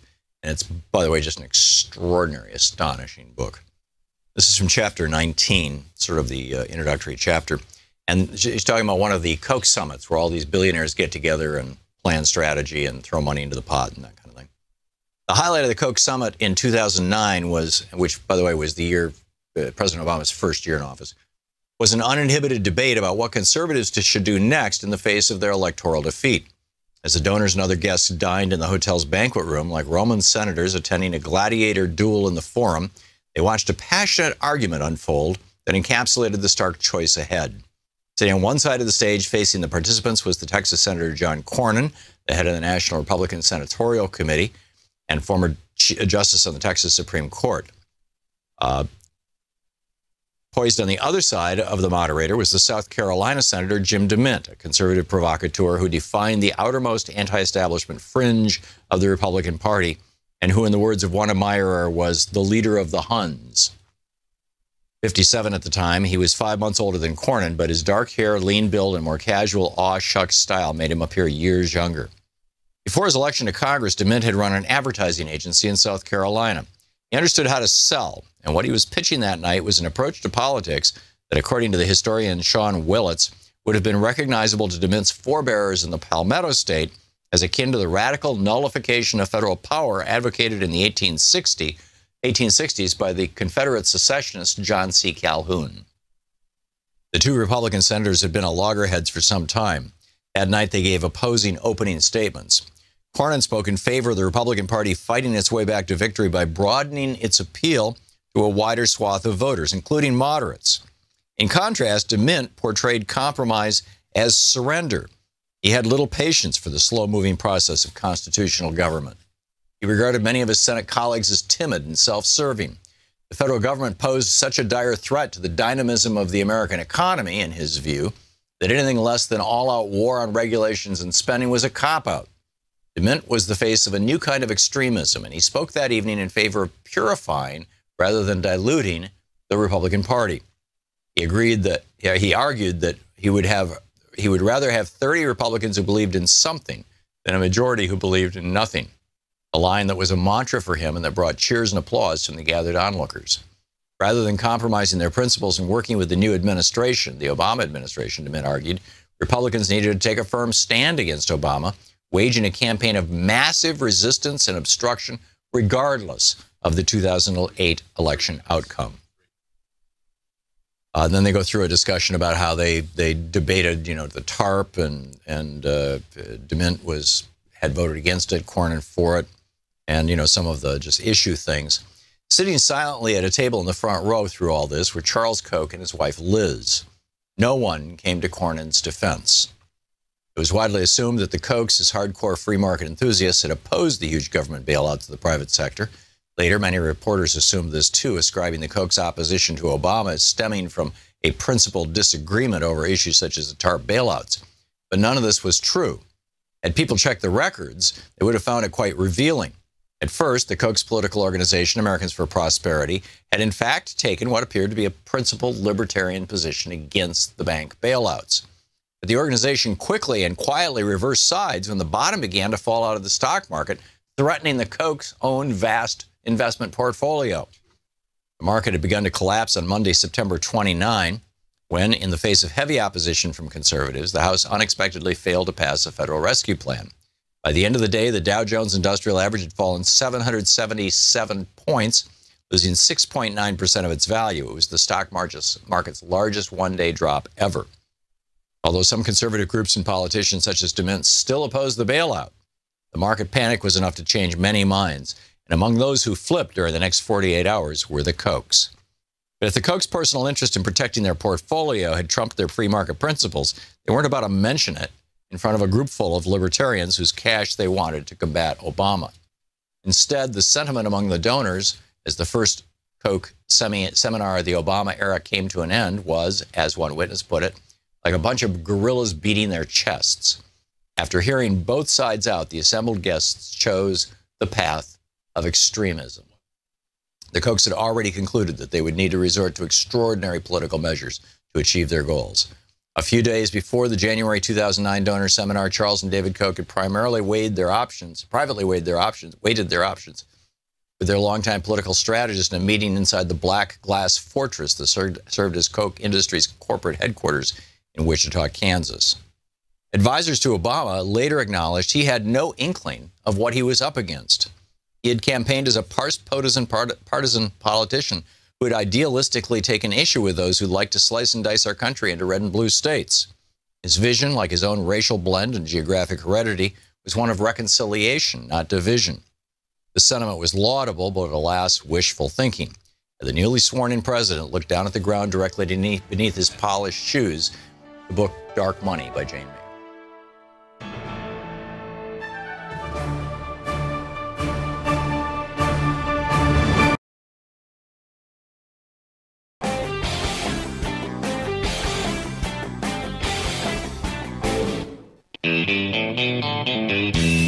Welcome back. Thom Hartmann here with you. For American Values tweets, Whirlpool Corporation is the world's largest home appliance manufacturer in the U.S. Whirlpool has 8 manufacturing facilities: Amana, Iowa; Tulsa, Oklahoma; Cleveland, Tennessee; Clyde, Ohio; Findlay, Ohio; Greenville, Ohio; Marion, Ohio; and Ottawa, Ohio. I can't speak to the veracity of that or to the currency of it. I mean, that might have been the case 10 years ago. It might be the case right now. I don't know, but Bob D. tweets, the Whirlpool Corp built 2 huge factories in Cleveland, Tennessee to build Whirlpool and Frigidaire appliances in the U.S. again. That's great news. That's great news. And you know, it's unfortunate that Sears is backing away. Meanwhile, in Puerto Rico, the government of Puerto Rico has awarded a $300 million contract to a company that, at the time of the contract, apparently, had only 2 employees. They now have several hundred employees down in Puerto Rico putting together the power lines. But this from Ken Klippenstein over at the Daily Beast. Puerto Rico has agreed to pay a reported $300 million for the restoration of its power grid to a tiny utility company that is primarily financed by a private equity firm founded and run by a man who contributed large sums of money to Donald Trump. The private equity firm that finances the company's called Whitefish. It's out of Whitefish, Montana. Now, what else is out of Whitefish, Montana? Ryan Zinke, the Interior Secretary. And the chief executive officer of this company, Whitefish, is Andy Tekmansky, if I'm saying it right. He's friends with Trump administration Interior Secretary Ryan Zinke. The Daily Beast, the private equity firm that finances Whitefish, HBC Investments, was founded by Joe Colonnetta, who serves as a general partner. Colonnetta contributed to the Trump Victory PAC, to Trump's primary election campaign, to Trump's general election campaign, and to the RNC. His wife, Kimberly, gave $33,400 to the RNC, the Republican National Committee, the maximum contribution permitted for party committees in 2016. So one of the Puerto Rican legislators, a fellow by the name of Senator Vega Ramos, said, "It is reprehensible that shameless profiteering is going on literally on the back of the devastated people of Puerto Rico. It is beyond contempt, and people should answer for it." When this all happened, I was saying, hey, shock doctrine, Naomi Klein, disaster capitalism, here it comes. It's already started. You know, cronies of Ryan Zinke now getting the contract to rebuild Puerto Rico. Brilliant. Absolutely brilliant. Tony in Huntsville, Alabama. Hey, Tony, what's on your mind? Tom, it's great to talk to you today. It's a pleasure that you use your white privilege to privilege others. Thank you. I just want to say that. I think what's really going on, we can just kind of sum up with one phrase, and that's whether Donald Trump is a racist or the $15 minimum wage thing. It goes back to customer service. That's all it is. You know, Julio was talking about minimal tax and what's a minimal job. But this minimal job also gives you the same amount of profit. So if you're going to pay somebody a low wage for a minimal job, then maybe you should get minimal profit instead of maximum. Right. Donald Trump is taking care of his customers, the people who voted for him and expect that they bought something. See, customer service, when you call somewhere and you get some place overseas or you get automation, that's because you don't want to deal with your customers. But when customers demand that, hey, these guys ought to be paid more money, they'll get more money. When customers say, I want better service, then they get better service. So you're casting voters as customers here. Is that the metaphor you're presenting, Tony? Sir? Are you saying that Trump's voters are essentially his customers that he's serving or even super serving? Absolutely. Absolutely. If Trump is not a racist, he has to act like one because that's what they bought. Right. Yeah. Because I mean, that was how he introduced himself. Paying for. Yeah, that's how he introduced himself to the whole Republican campaign, was, coming down the golden elevator or escalator or whatever and announcing that he's going to stop those rapists and murderers, from Mexico. And the subtext of that was not hard to decipher. So excellent point. Excellent point, Tony. Thank you. Thank you for calling and making it. Doug in Chattanooga, Tennessee. Hey, Doug, what's on your mind today? Hey, Tom, I'm changing directions, but I wanted to make a point about corporations and then a possible solution. Okay. You said it earlier, talking about a free market. A corporation can't exist in a true free market because it is organized and sanctioned by the government. So people go to the government to form a corporation. Correct. And so with that, there should be an expectation of government oversight, because you do not have to have a corporation to do business.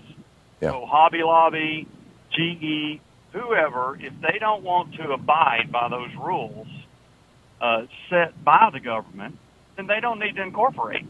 They can just do business on their own, and of course, that faces a lot of challenges. They would face a lot of challenges without having incorporated. They wouldn't have access to all the benefits in the tax code for corporations. Right, but that is their choice. So Yeah. they can either choose to abide by the rules set by the government, Yep. or they don't take it. Yeah, that's been largely my point. That's why I say, if a corporation can't pay a decent wage, it doesn't deserve to exist. Right, but the courts have established now that a corporation is a person, which is absolutely ludicrous. Yep. Because what they're asserting is now that the government can create citizens, which is absurd. And I would say that any conservative, and especially a libertarian, should take huge problems with that. Yeah. But I think the way to attack this is in the court system and start attacking these special privileges that corporations have with the 14th Amendment. There are different bankruptcy laws for corporations. There are different tax incentives for corporations. And I think under the 14th Amendment, if a corporation is a citizen and you or I are citizens, then we should fall under the exact same rules. But there are different rules for corporations. Well, here's the irony. Here's the irony, Doug. First of all, let's be precise in our language. The Constitution doesn't refer to citizens or citizenship. It refers to persons. And the 14th Amendment says no person shall, fail to have access to equal protection under the law. And what the court ruled, actually the court didn't rule it in 1886. What the clerk of the court, John Chandler Bancroft Davis, said the court ruled in the 1886 Santa Clara County versus Southern Pacific Railroad case was that corporations, that word person in the 14th Amendment was intended to not only cover human beings, but also what are to this day referred to at law as artificial persons. There's natural persons, which is you and me, and then there's artificial persons, which are corporations, churches, and government agencies. And they have to have a certain level of personhood in order to be able to pay taxes, to sue and be sued, to sign contracts, things like that. But the Supreme Court, at least according to lore, they did not rule this in 1886, but that's what everybody thinks, and that's what the court over the years has said they've ruled, that corporations are persons, but they're not citizens. And so we've got this weird thing where the 14th Amendment, which was passed, the 13th, 14th, and 15th Amendments were passed after the Civil War to end slavery. The 14th Amendment, which was intended to guarantee rights to citizens of color, former slaves, was actually used to liberate the corporations. Harry Blackman, in the 1930s, as I recall, pointed out that, Hugo Black pointed out that in the first 50 years after the enactment of the 14th Amendment, corporations had used it 50 times. No, it wasn't. It was the first 50 years corporations had used it. I forget the number now. Many, many more times than people. Taking cases to the Supreme Court. There had been just a few cases to the Supreme Court about people who wanted equal protection rights, and dozens of them about corporations. So it's bizarre. I agree with you, Doug. It's absolutely bizarre. So So my premise then, would you agree then that, there could be, for example, they've changed the laws that if you or I declare bankruptcy, we're still responsible for our credit card debt. However, a corporation can just, walk away from everything. Yeah, I think you could discharge credit card debt, but you can't discharge student debt, for example. But, okay. And there's no variation like that for corporations, to the best of my knowledge. So we take it even a step further, that since the Supreme Court has ruled that money is a form of free speech. Right. Spending money on politics, yes. Then if a corporation is taxed differently than you or I, then they have more money and thus more speech. Right. Which they are getting a unequal free speech advantage. And that's not just true of corporations. It's also true of very, very wealthy individuals. So that's my point. Yeah. No, I don't disagree with you, Doug. I'm just saying that, in fact, I guess on many levels I'm agreeing with you. The irony is just extraordinary that, first of all, the corporations came along and says the 14th Amendment grants us equal protection too, because we're persons too. So then the Supreme Court says, okay, you're persons too. Then corporations come along and say, but we don't want the same restrictions that actual human beings have. We don't want to be responsible the way that you hold human beings responsible. It's incredible. Doug, thanks for the call. You're listening to Thom Hartmann. Visit ThomHartmann.com for audio and video archives. We're going to check in with Talk Media News in a few minutes, and we'll be back with your calls right after this.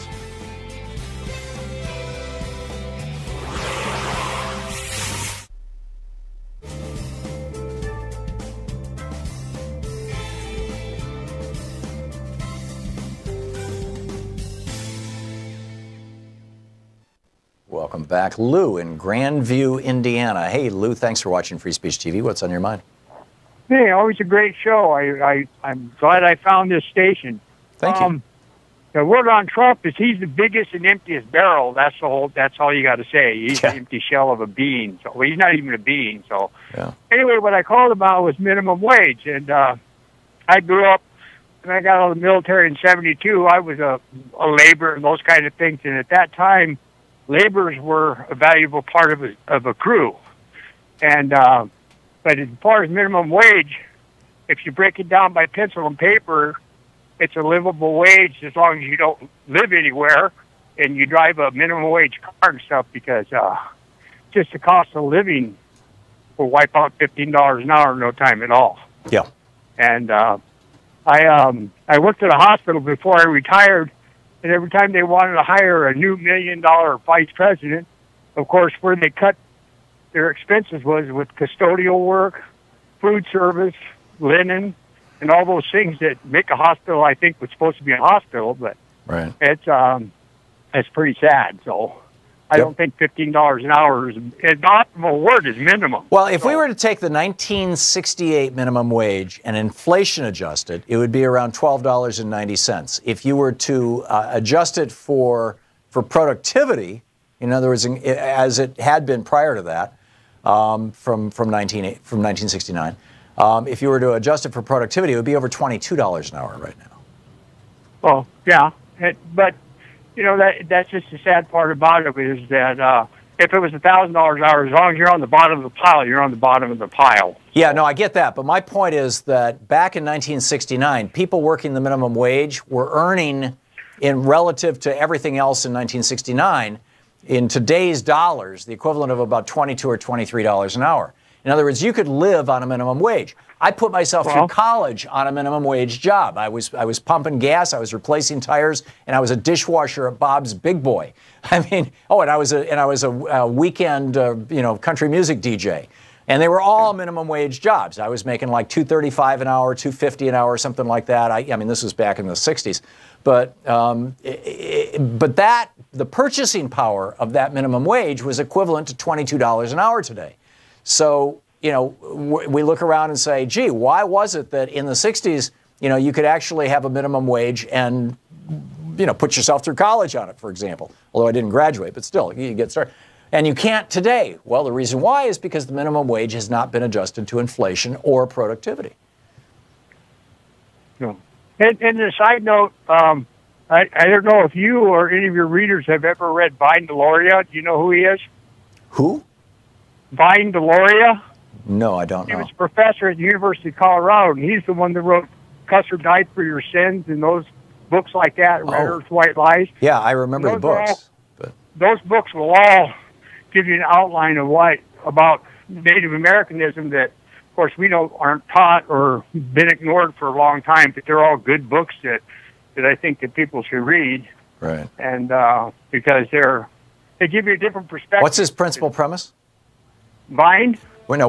Well, actually, Lou, we're out of time. I'm sorry. You got me curious here. We'll have to have the conversation another time, though. Lou, thanks so much for the call, and thanks for watching Free Speech TV in Grandview, Indiana. Thanks a lot. Good talking with you. We'll be back. It's coming up on 10 minutes before the hour, and Patrick Gavin will be with us with Talk Media News in just a moment.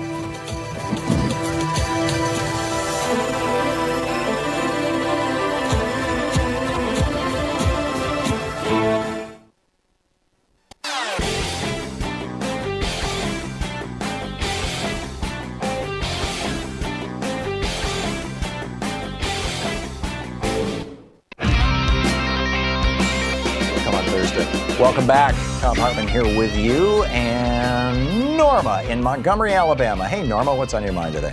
Oh, hey, Norma, let me put you back on hold. I'm sorry, I totally forgot I have Talk Media News on the line. Let's check in with Talk Media News and find out what's going on in the world today. This report brought to you by goatsfortheoldgoat.com and Ellen Ratner's new book, Loving What You Do. On the line with us, Patrick Gavin with Talk Media News. Hey, Patrick, sorry about that. Oh, don't worry about it. How you doing? Good. So what's happening in the world today? Has Trump's lunch with his Republican congressional cohorts ended? It has not ended. It is still underway. I believe it began at 1.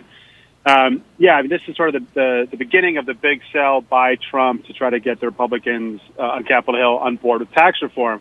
I mean, what's interesting about today is, of course, I mean, this will largely not be a hard sell within the Republican caucus. There are obviously places here and there where Republicans aren't all in sync on tax reform, but they are very much of the same mind that they want to get this done.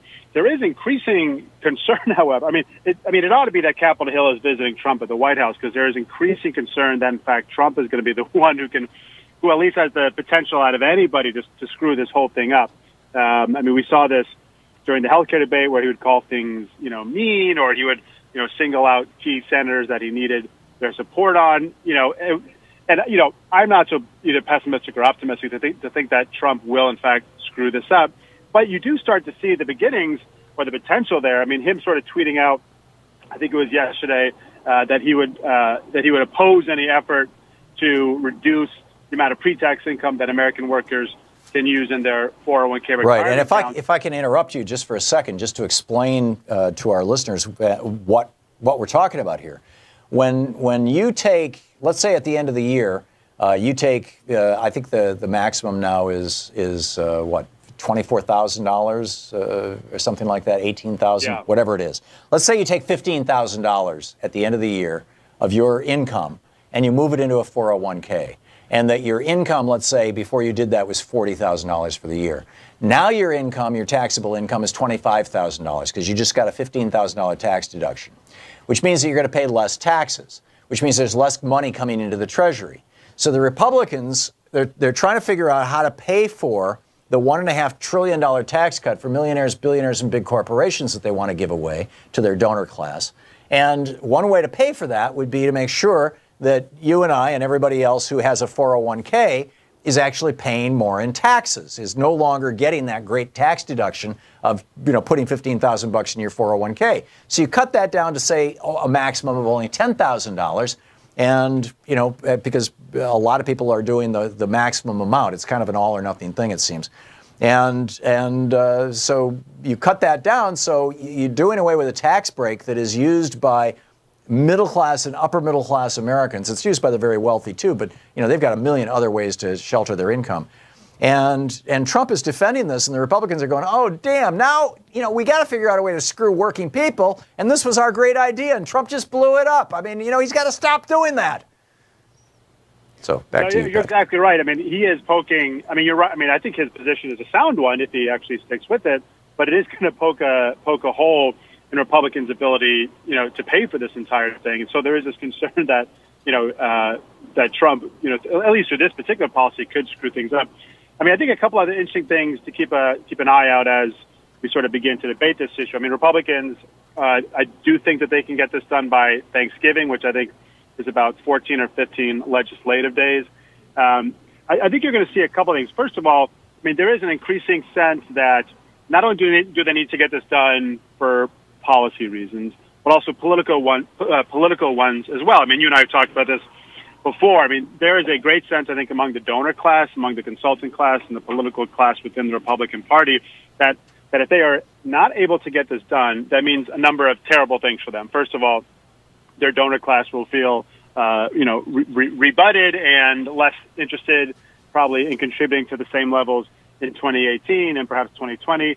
But also, I think, we increasingly, I'm not so silly to get too optimistic about this yet, but you increasingly see the electoral map slowly looking more favorable to the Democrats. And, if Republicans go into 2018 without a legislative victory under their belt, what does that mean? Well, that means that's obviously a terrible track record to run on, which means that your top shelf Republican candidates waiting in the wings are not going to want to jump in this cycle because they know it's just going to be sort of a bloodbath, which then means that the electoral calendar gets even more favorable for Democrats as well, which, you could sort of forecast this down the line. And so I think everybody's kind of putting all their eggs into this one particular basket, with this idea being that if we can't get this done, this is just going to be, political suicide for not only our future fortunes, but our donor base and all these, I think, wealthy Republican donors who, at least to some degree, sent Republicans to Washington into leadership with the hopes of getting this kind of tax reform. Yeah. And another thing about this that I find fascinating, and it'll be really interesting to see if history repeats itself, the market has been going up and up and up, theoretically, on anticipation of giant tax cuts for big corporations and rich people. And because the market is not the economy. The market is the economy for wealthy investors. And they're doing very well, thank you very much. The exact same thing happened during the 80s. When Reagan came into office in 81, he immediately started cutting taxes. He took the top tax rate, down to 74%, as I recall, in 83, and said he was going to take it down below 50%. In fact, he ended up taking it to 25%, all the way down to 25% in 1986. And that was driving the market up and up and up. And then look at what happened. I think it was right in the neighborhood of a year after the largest tax cut in the history of the United States in 86 was Black Monday, the great crash of 1987, which was the second worst crash in the stock market in its history. And, because what happened was that anticipation of those tax cuts and all the wonderful things that they would bring, which they don't actually bring, but nonetheless, that anticipation was jacking the market. It was providing a psychological stimulus to the market and threw it into basically a bubble. And I would say that the exact same thing is happening right now, and that whether the Republicans pass tax cuts or not, if they pass them, the market's going to crash, and they're going to say, see, it's because the Democrats didn't let us pass them. If they do pass them, the market's still going to crash, and they're going to try to deflect. But that, I'm just waiting for history to repeat itself. Anyhow, Patrick, thank you for the information. Thanks for the news today. Great talking with you, Patrick. You bet. Take care. Patrick Gavin with Talk Media News, talkmedianews.com. We'll be back.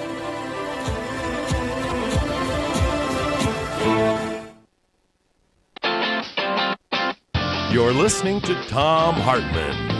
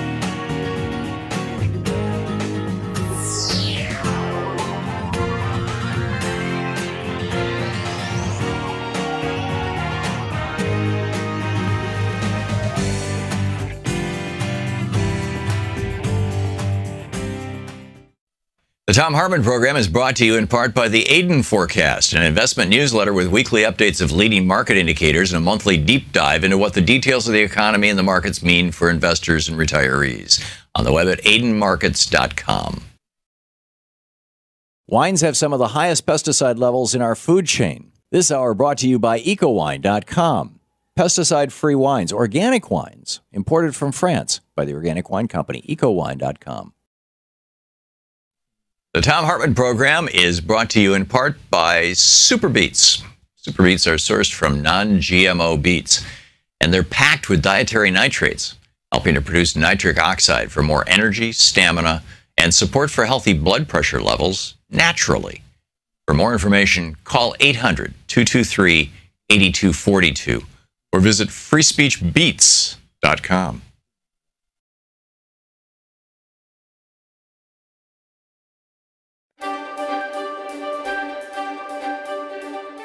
It's the Thom Hartmann University Book Club. Today we're reading from Donut Economics, brand new book by Kate Raworth, 7 Ways to Think Like a 21st Century Economist.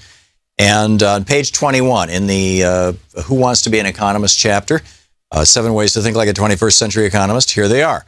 Whether you consider yourself an economic veteran or novice, now is the time to uncover the economic graffiti that lingers in all of our minds. And if you don't like what you find, scrub it out, or better still, paint it over with new images that far better serve our needs and times. The rest of this book proposes 7 ways to think like a 21st century economist, revealing for each of those 7 ways the spurious image that has occupied our minds, how it has come to be so powerful, and the damaging influence it has had. But the time for mere critique is past, which is why the focus here is on creating new images that capture the essential principles to guide us now. The diagrams in this book aim to summarize that leap from old to new economic thinking. Taken together, they set out, quite literally, a new big picture for the 21st century economist. So here's a whirlwind tour of the ideas and images at the heart of donut economics. First, change the goal. For over 70 years, economics has been fixated on GDP, or national output, as its primary measure of progress. That fixation has been used to justify extreme inequalities of income and wealth, coupled with unprecedented destruction of the living world. For the 21st century, a far bigger goal is needed, meeting the human needs of every person within the means of our life-giving planet. And that goal is encapsulated in the concept of the donut. The challenge now is to create economies, local to global, that help to bring all of humanity into the donut's safe and just space. Instead of pursuing ever-increasing GDP, it's time to discover how to thrive in balance. Second, see the big picture. Mainstream economics depicts the whole economy with just one extremely limited image, the circular flow diagram. Its limitations have furthermore been used to reinforce a neoliberal narrative about the efficiency of the market, the incompetence of the state, the domesticity of the household, and the tragedy of the commons. It is time to draw the economy anew, embedding it within society and within nature and powered by the sun. This new depiction invites new narratives about the power of the market, the partnership of the state, the core role of the household, and the creativity of the commons. Third, nurture human nature. At the heart of 20th century economics stands the portrait of rational economic man. He has told us that we are self-interested, isolated, calculating, fixed in taste, and dominant over nature. And his portrait has shaped who we have become. But human nature is far richer than this. As early sketches of our new self-portrait reveal, we are social, interdependent, approximating, fluid in values, and dependent upon the living world. What's more, it is indeed possible to nurture human nature in ways that give us a far greater chance of getting into the donut's safe and just space. Fourth, get savvy with systems. The ironic crisscross of the market supply and demand curves is the first diagram that every economic student encounters. But it is rooted in misplaced 19th century metaphors of mechanical equilibrium. A far smarter starting point for understanding the economy's dynamism is systems thinking, summed up by a simple pair of feedback loops. Putting such dynamics at the heart of economics opens up many new insights, from the boom and bust of financial markets to the self-reinforcing nature of economic inequality and the tipping points of climate change. It's time to stop searching for the economy's elusive control levers and start rewarding it as an ever-evolving, complex system. Fifth, designed to distribute. In the 20th century, one simple curve, the Kuznets curve, whispered a powerful message on inequality.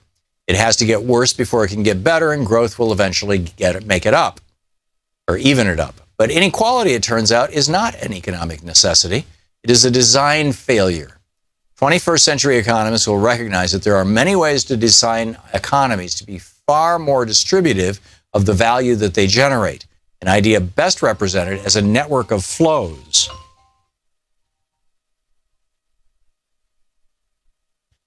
It means that going beyond redistributing income to exploring ways to redistributing wealth, particularly the wealth that lies in controlling land, enterprise, technology, knowledge, and the power to create money. Sixth, create to regenerate. Economic theory has long portrayed a clean environment as a luxury good, affordable only for the well-off. This view was reinforced by the environmental Kuznets curve, which once again whispered that pollution has to get worse before it can get better, and growth will eventually clean it up. But there is no such law. Ecological degradation is simply the result of degenerative industrial design. This century needs economic thinking that unleashes regenerative design in order to create a circular, not linear, economy, and to restore humans as full participants to Earth's cyclical processes of life. Seventh, be agnostic about growth. One diagram in economic theory is so dangerous that it's actually never drawn, the long-term path of GDP growth. Mainstream economics views endless economic growth as a must, but nothing in nature grows forever, and the attempt to buck that trend is raising tough questions in high-income but low-growth countries. The book, Donut Economics.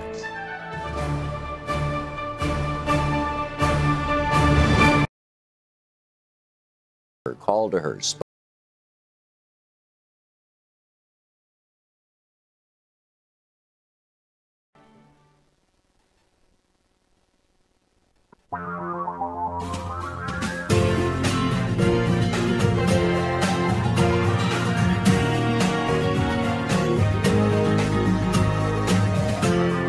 This is the Thom Hartmann Program. Welcome back. Thom Hartmann here with you. Boy, some amazing, viral memes I'm seeing in my Twitter feed here. It's just incredible. There are 1,566 churches in Houston. They are all tax exempt so that they can help the needy, right? Only 4% out of 1,566 churches in Houston have opened their doors to help the flood victims and the needy during Hurricane Harvey. This is absolutely fascinating. Some of these minimum wages around the world in U.S. dollars: Denmark $21 an hour, Australia $15.81 an hour, Germany $11 an hour. Actually, I don't believe Germany has a minimum wage. I think it's so heavily unionized that it doesn't matter. The United States $7.25 an hour. Since 1978, the cost of college tuition has increased by 1,120%. Medical care has increased by 601%. Food has increased by 244%. The source of this is Occupy Democrats. Shelter has gone up 380%, the cost of housing. That's since 1978. Meanwhile, just before Reagan, the pay of typical workers went up just by 10%. Minimum wage workers, their pay actually fell by 5.5%, and the average CEO, well, they got a pay raise of 937%. So, and then looking back fondly on the Reagan years, this is great. This is from topplebush.com. Looking back fondly on the Reagan years, Iran-Contra scandal, 14 convictions, decisions being made by Nancy's astrologer, who I actually happen to know. It's a long story anyway. HUD scandal with 16 convictions, $8 billion in taxpayer money lost. The S&L scandal, over $1 trillion in cost to taxpayers. 32 convictions in his administration during an 8-year term. The Reagan administration was the most corrupt, in terms of prosecutions and convictions, the most corrupt presidency in the history of the United States. The average unemployment rate during Reagan's presidency was 7.5%. He brought us voodoo economics, supply-side economics. He wasted billions on Star Wars, escalated the arms race, which delayed reductions in nuclear weapons. He destroyed the labor movement. And at least 130 separate different investigations were conducted against the Defense Department's largest contractors. This is such a hoot, you know. Hello, America. I'm Ronald Reagan, a Republican Tea Party legend. I was caught supplying weapons to our murderous regimes twice. I caved into the demands of terrorists twice. I provided the funding to create the terrorist organization that would later be known as Al-Qaeda. I supported the racist apartheid in South Africa. 138 members of my administration were investigated, indicted, or convicted of crimes. I tripled the national debt in only 8 years. I robbed the Social Security Trust Fund to pay for budget shortfalls. Thank you for voting Republican. That also from Occupy Democrats. Why is Denmark the happiest country in the world? Free childcare, free health care, free university, $20 minimum wage, 33-hour work week. Could have something to do with it. Could have something to do with it. In New Mexico, they are coming up with new standards for their textbooks. These are based on what are called the next generation science standards. But the New Mexicans would like to make some changes to the next generation science standards, which is a set of standards for, you know, at a federal level. And 60 scientists associated with Los Alamos National Laboratories are really fried about this. They took out a full-page ad in the Santa Fe paper of record, the New Mexican. And they said there's absolutely no scientific rationale for weakening the treatment of these subjects in New Mexico K through 12 education. Now, what are the subjects? What is it that New Mexico is doing that has 60 of the state's top scientists buying a full-page ad in the biggest newspaper in the state? Well, every place where there are standards in government documents that refer to global temperatures, the words rise or change have been replaced with the word fluctuations. No more talk about climate change, no more talk about temperature rise or global climate rise. It's all fluctuations, number one. Number two, where in the science texts it points out that the Earth's rocks have been dated, the Earth itself has been dated to an age of around 5 billion years, 4.6 billion to be precise.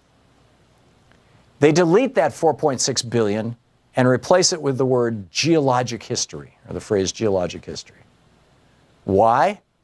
Because there may be some bizarre cultists out there who believe the world is only 6,000 years old, and the Republicans want to pander to them. And finally, a standard dealing with the process of evolution. This is from Stephen Sawchuk over at... I believe this is the Education's weekly blog, Curriculum Matters. So I don't have a, this is Curriculum Matters is the name of this source. Okay. So a standard dealing with the process of evolution deletes that word entirely. The word evolution has been, or they're proposing to remove the word evolution entirely from the textbooks of New Mexico students.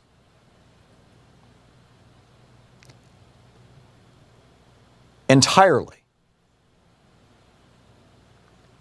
And instead, ask students to construct an explanation based on evidence the biological diversity is, quote, influenced by, end quote, things like competition for limited resources, the proliferation of organisms that are better equipped to survive, and genetic variations in species.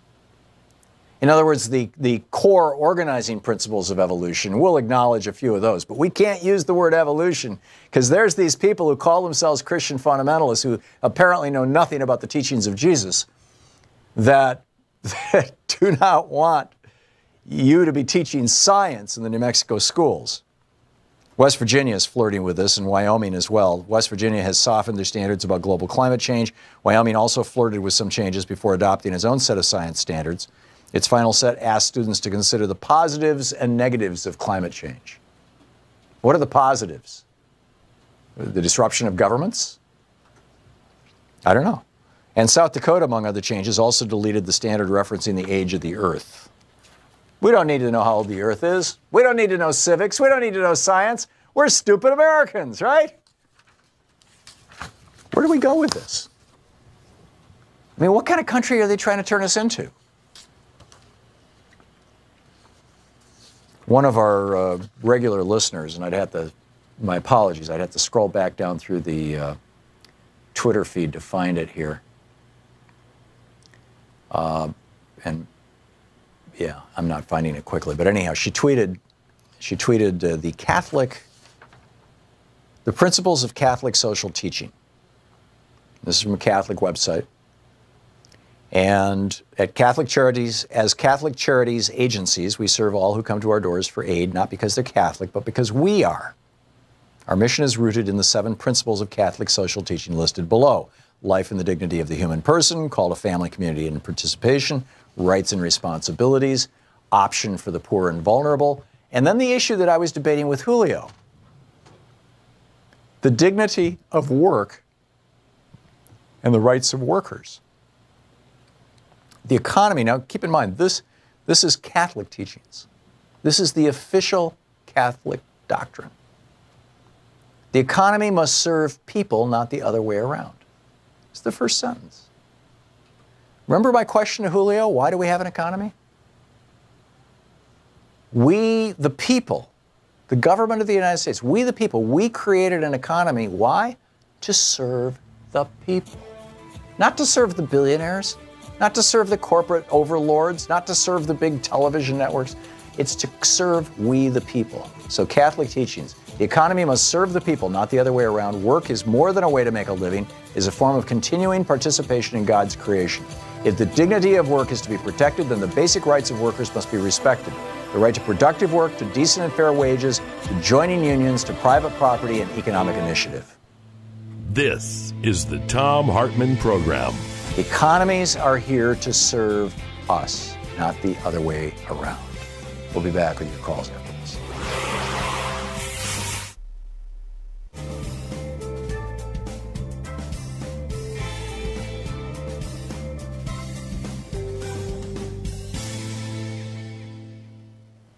And welcome back. Terry in Chicago. Hey, Terry, thanks for watching Free Speech TV. What's up? Oh, hi, Tom. I just drove to see the total eclipses in your state of Oregon and drove all the way to Boston. And I'll tell you, there was forest fires. Every day I saw a couple of fires. What I wanted to tell you, though, is my idea about this new tax bill on corporations. Mm-hmm. And you have smart listeners. I wondered if you could let them think about making dividends completely deductible from corporation. You would understand. I owned a corporation, and so did you. Right. It was very difficult. You had to pay all corporate income tax and then pay a dividend. But if corporations could just write off the entirety of their dividend and pay it to their stockholders, I really think this would pull money in from overseas, which isn't really overseas. The money overseas is actually on LaSalle Street and Wall Street, but that's another story. Right. Basically, but it's booked as overseas. This is my suggestion. Let the corporations completely deduct the cost of any dividend they pay, period, and nothing else. And if you give that to the Congressional Budget Office, I could see them actually coming up with a net gain. I mean, this could possibly pull all those trillions of dollars that are hidden overseas.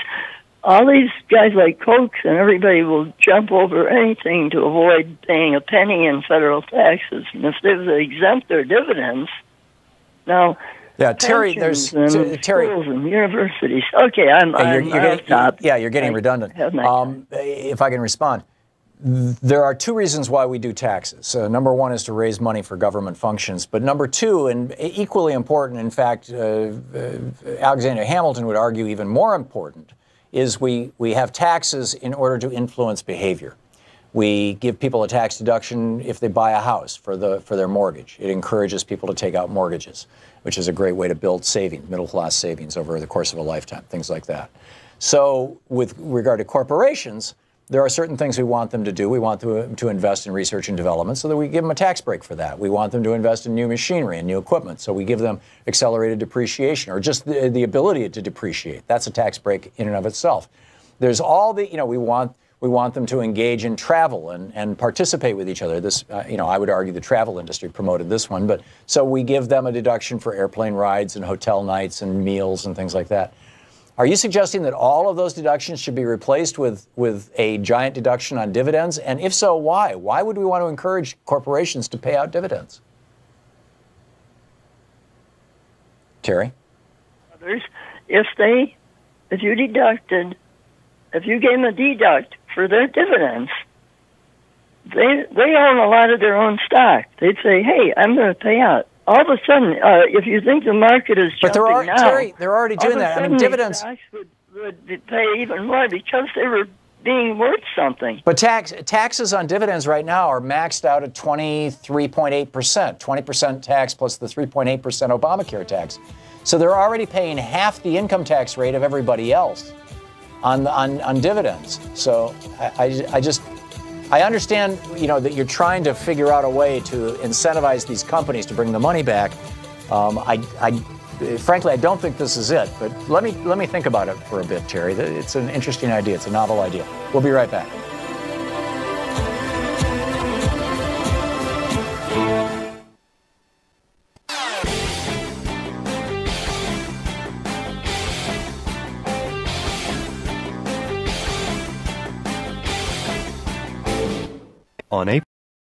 Hi, I'm Heather with Free Speech TV. Your support, whether through giving of donations, volunteering, or even spreading the word, has made it possible for the only independent progressive news network to sustain for more than 20 years. Now, you can give to Free Speech TV through the Branch of Gratitude. This program is a sustainable way to give that reduces waste through paper mailing, postage, and staff hours. By choosing to participate in the Branch of Gratitude, you are joining hands with the socially conscious community and sending a message to the world that Free Speech TV is not only here to stay, it is here to thrive. Please call 877-378-8669 or go online to freespeech.org. Make a difference and join the Branch of Gratitude today.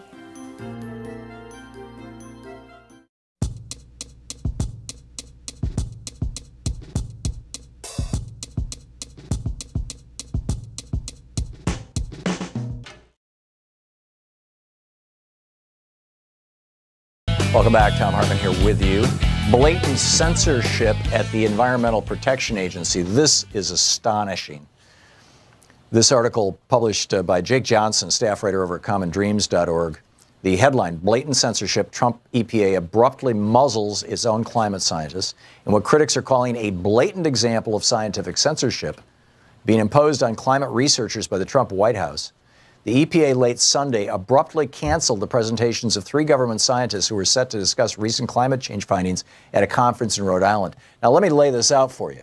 In Rhode Island, there is this large estuary, this large area, the Narragansett Bay estuary, and it has been the victim of pollution, of agricultural runoff, of industrial pollution, and now of climate change. And all of these things are harming this estuary. And so there's this program put together, the Narragansett Bay Estuary Program, funded by the Environmental Protection Agency, whose job is to mitigate to soften the damage, the danger to the Narragansett Bay Estuary, this area where the rivers are going out and meeting the ocean, all that kind of, to fix this in a way that will allow it to deal with climate change. This is a program that is funded by the EPA. It expires next year. This is the last year of the program unless Scott Pruitt decides to renew it, which we can all bet that he won't do because it's about mitigating the damage from climate change. So anyhow, the EPA helped create this program. The EPA funds this program. This program is designed to help Rhode Island deal with climate change. And 3 scientists from the EPA who are experts on the Narragansett Bay Estuary, climate change, and they work for the EPA. We're supposed to go to a conference this week in Rhode Island talking about this program. And Scott Pruitt said, you may not go. You may not go. We don't talk about climate change here anymore at the EPA. Or words to that effect. As EcoWatch reported late last week, quoting from Common Dreams. The EPA scrubbed more than a dozen mentions of climate change from its website recently as part of, quote, the Trump administration's ongoing efforts to pretend that climate change doesn't exist.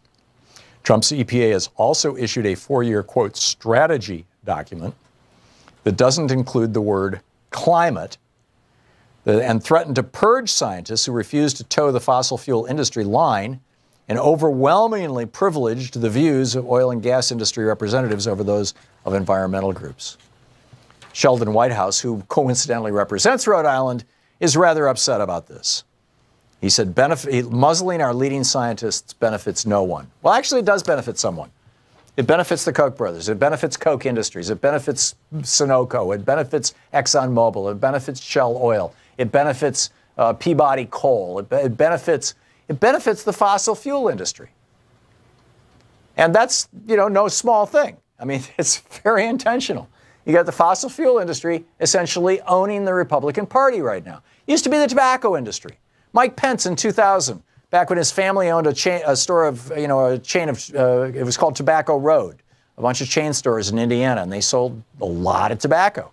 His brother bankrupted the family business, but, hey, he still had it. And in 2000, Mike Pence wrote an article about how tobacco doesn't cause cancer, or there's no proof, no definite proof.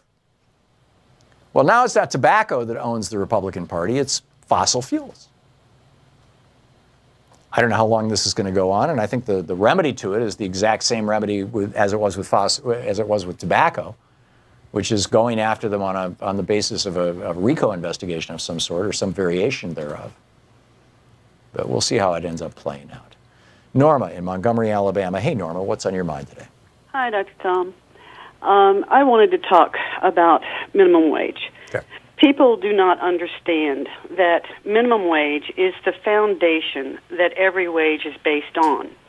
And so if a person's minimum wage were to go up, then your employer would also have to increase your wages, or you would go work for one of these other jobs that now has a higher wage. That's right.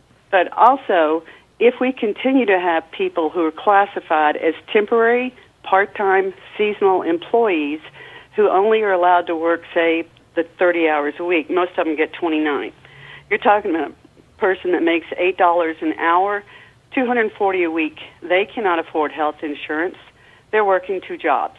This leaves the children running loose. There's no supervision. And when it comes to education, you had a lady last week talk about she never had a government course. Here, they don't teach government, geography, social studies, civics, economics, business law, common law. Those things are not taught in the schools, and they're not teaching geography either. Wow. But if you don't have a middle class that makes a wage that they can save enough money to buy a home, you're going to have a country of serfs. And you were one of your book things you were reading talks about serfs in the 11th century. Right. Well, if you have an entire country of serfs that have no investment in a home, why should they care about it? This leads to depression and to crime. We have to have a wage, and I personally believe it has to be a flat $20 an hour, and I'd like to see it January the 1st, for people to be able to earn enough, to save enough, to buy a home, to become a homeowner and have pride in themselves and in their families. But instead, what you have is the beginning of a serf country in which you're going to have people roaming the country homeless. Agreed, Norma. And it's not just the beginning. I mean, we're well into it. You're Thank you for the listening call. to the Thom Hartmann Program. Call 202-808-9925. Back with your calls and the news of the day right after this break.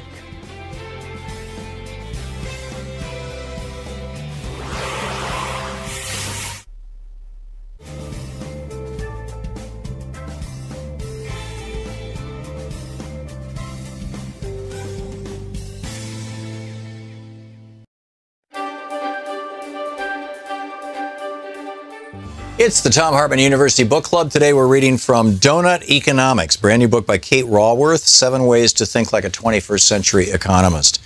And on page 21 in the Who Wants to Be an Economist chapter, 7 Ways to Think Like a 21st Century Economist, here they are. Whether you consider yourself an economic veteran or novice, now is the time to uncover the economic graffiti that lingers in all of our minds. And if you don't like what you find, scrub it out, or better still, paint it over with new images that far better serve our needs and times. The rest of this book proposes 7 ways to think like a 21st century economist, revealing for each of those 7 ways the spurious image that has occupied our minds, how it has come to be so powerful, and the damaging influence it has had. But the time for mere critique is past, which is why the focus here is on creating new images that capture the essential principles to guide us now. The diagrams in this book aim to summarize that leap from old to new economic thinking. Taken together, they set out quite literally a new big picture for the 21st century economist. So here's a whirlwind tour of the ideas and images at the heart of donut economics. First, change the goal. For over 70 years, economics has been fixated on GDP, or national output, as its primary measure of progress. That fixation has been used to justify extreme inequalities of income and wealth, coupled with unprecedented destruction of the living world. For the 21st century, a far bigger goal is needed: meeting the human needs of every person within the means of our life-giving planet. And that goal is encapsulated in the concept of the donut. The challenge now is to create economies, local to global, that help to bring all of humanity into the donut's safe and just space. Instead of pursuing ever-increasing GDP, it's time to discover how to thrive in balance. Second, see the big picture. Mainstream economics depicts the whole economy with just one extremely limited image, the circular flow diagram. Its limitations have furthermore been used to reinforce a neoliberal narrative about the efficiency of the market, the incompetence of the state, the domesticity of the household, and the tragedy of the commons. It is time to draw the economy anew, embedding it within society and within nature and powered by the sun. This new depiction invites new narratives about the power of the market, the partnership of the state, the core role of the household, and the creativity of the commons. Third, nurture human nature. At the heart of 20th century economics stands the portrait of rational economic man. He has told us that we are self-interested, isolated, calculating, fixed in taste, and dominant over nature. And his portrait has shaped who we have become. But human nature is far richer than this. As early sketches of our new self-portrait reveal, we are social, interdependent, approximating, fluid in values, and dependent upon the living world. What's more, it is indeed possible to nurture human nature in ways that give us a far greater chance of getting into the donut's safe and just space. Fourth, get savvy with systems. The ironic crisscross of the market supply and demand curves is the first diagram that every economic student encounters. But it is rooted in misplaced 19th century metaphors of mechanical equilibrium. A far smarter starting point for understanding the economy's dynamism is systems thinking, summed up by a simple pair of feedback loops. Putting such dynamics at the heart of economics opens up many new insights, from the boom and bust of financial markets to the self-reinforcing nature of economic inequality and the tipping points of climate change. It's time to stop searching for the economy's elusive control levers and start rewarding it as an ever-evolving, complex system. Fifth, design to distribute. In the 20th century, one simple curve, the Kuznets curve, whispered a powerful message on inequality. It has to get worse before it can get better, and growth will eventually make it up, or even it up. But inequality, it turns out, is not an economic necessity. It is a design failure. 21st century economists will recognize that there are many ways to design economies to be far more distributive of the value that they generate, an idea best represented as a network of flows.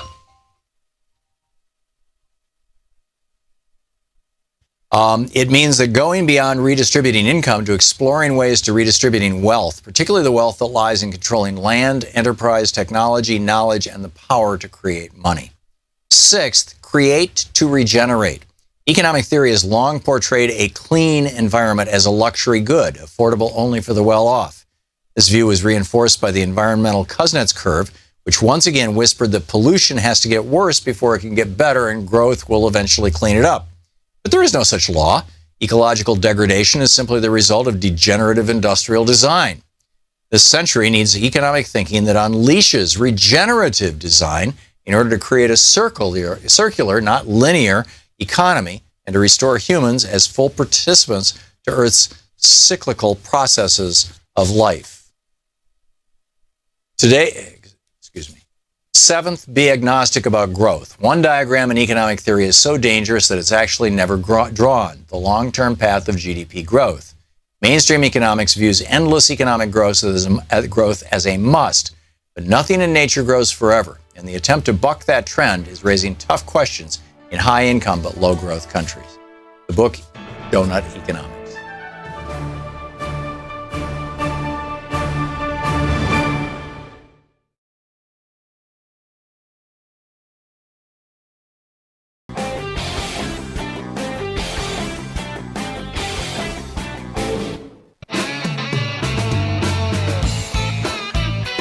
So you know what forced arbitration is?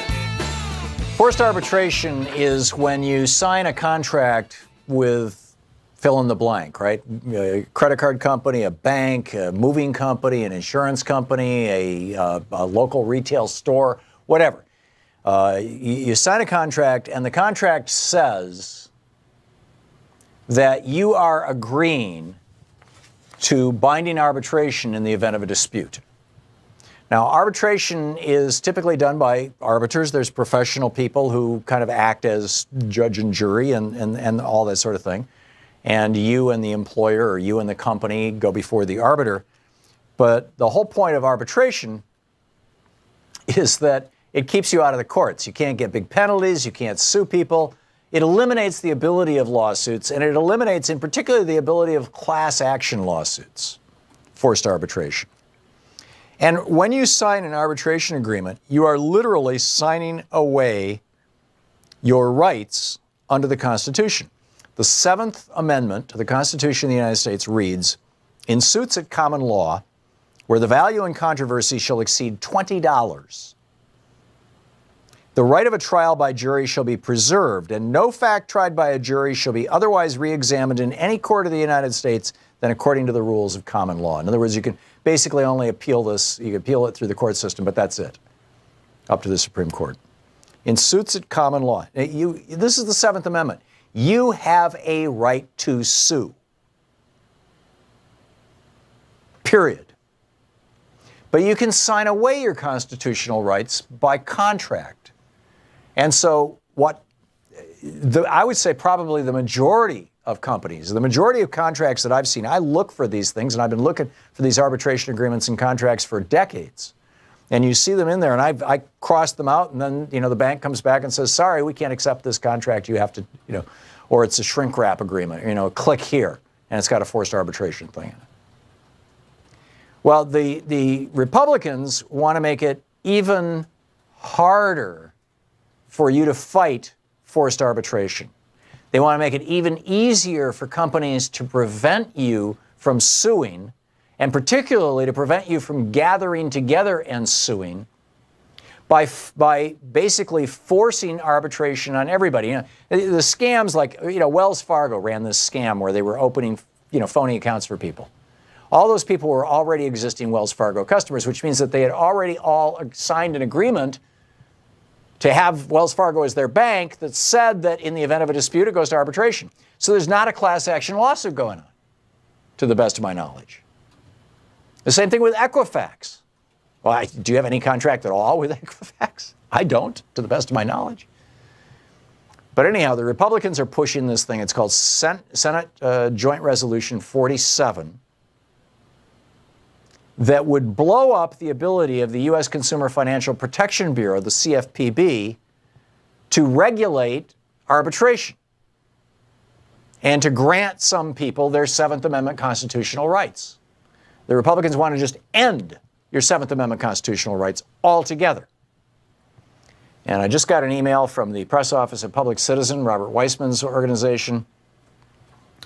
And it said the Senate should protect consumer rights. Vote no on SJ Res 47. Public Citizen is calling on the U.S. Senate to vote no on SJ Res 47, Resolution 47, a Congressional Review Act resolution repealing the U.S. Consumer Financial Protection Bureau's arbitration rule. Public Citizen said has led the fight to defend this rule, which restores consumers' rights to go to court to challenge ripoffs and scams by financial companies like Wells Fargo and Equifax. A vote is expected as soon as tonight. So if you want to call a senator today, particularly a Republican senator, Call them up and say no on SJ 47. No on forced arbitration. Greg in Santa Fe, New Mexico. Hey, Greg, what's on your mind today? Hi, Tom. I'm one of those 60 scientists in New Mexico that you mentioned a little bit ago who got all riled up about what the public education department said that they might do with our science standards for K through 12 public education. God bless you, Greg. So what's the situation right now?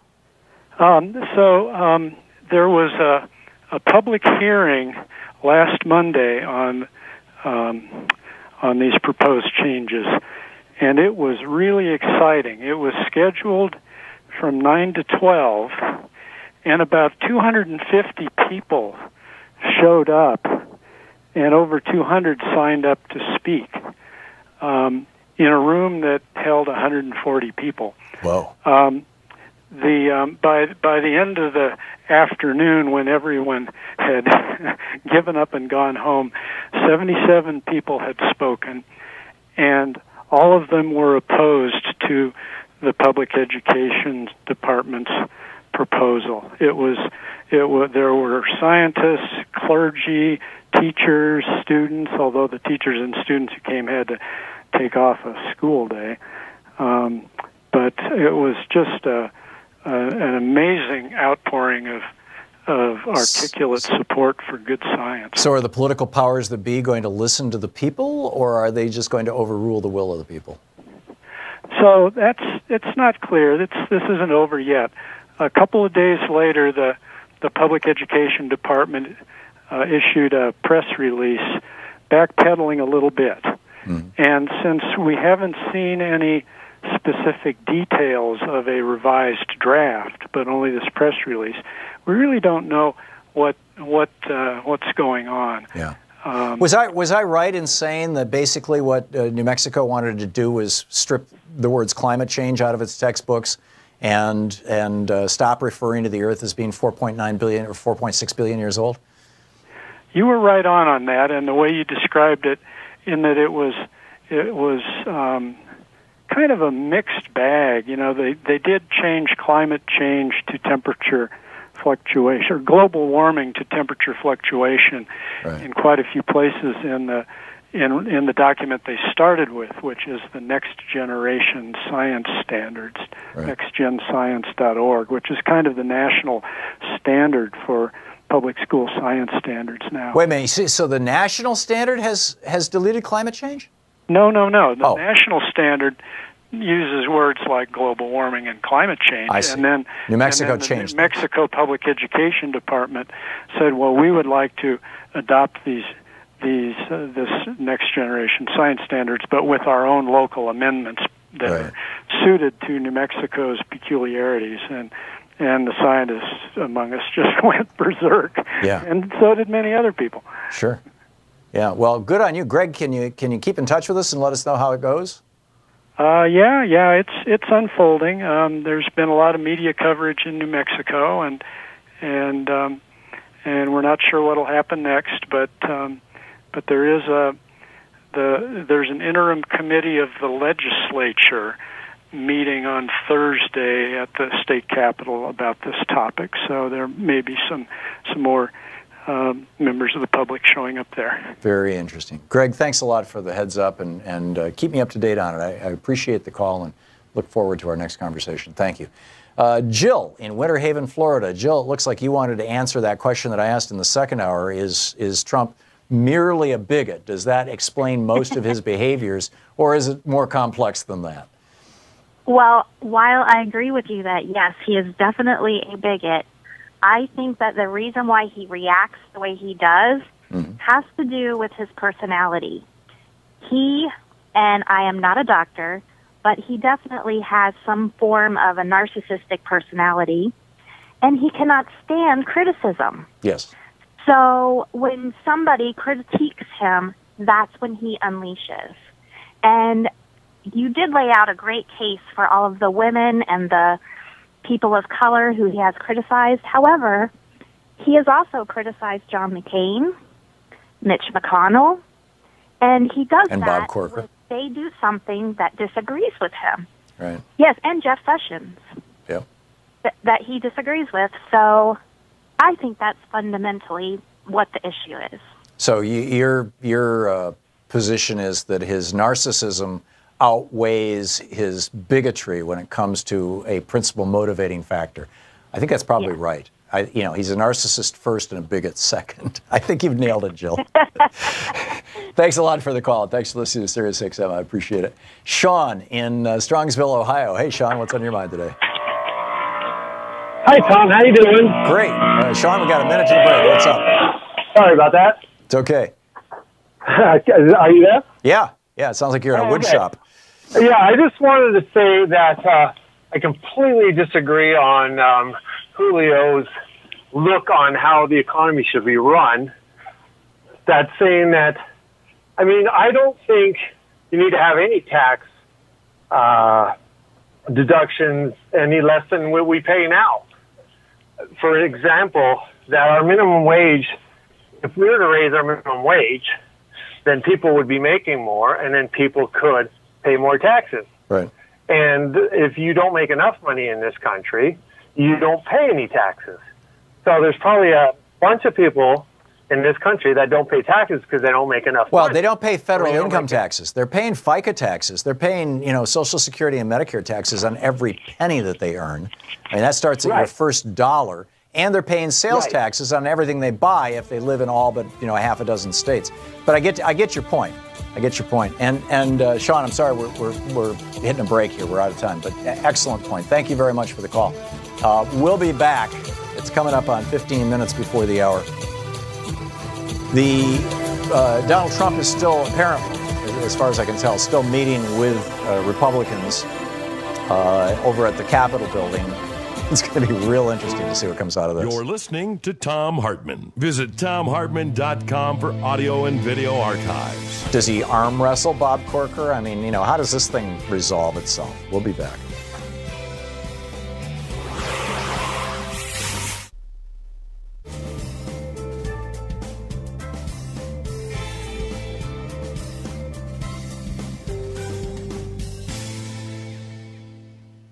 Welcome back. Marta in Big Bear Lake, California. Hey, Marta, what's on your mind today?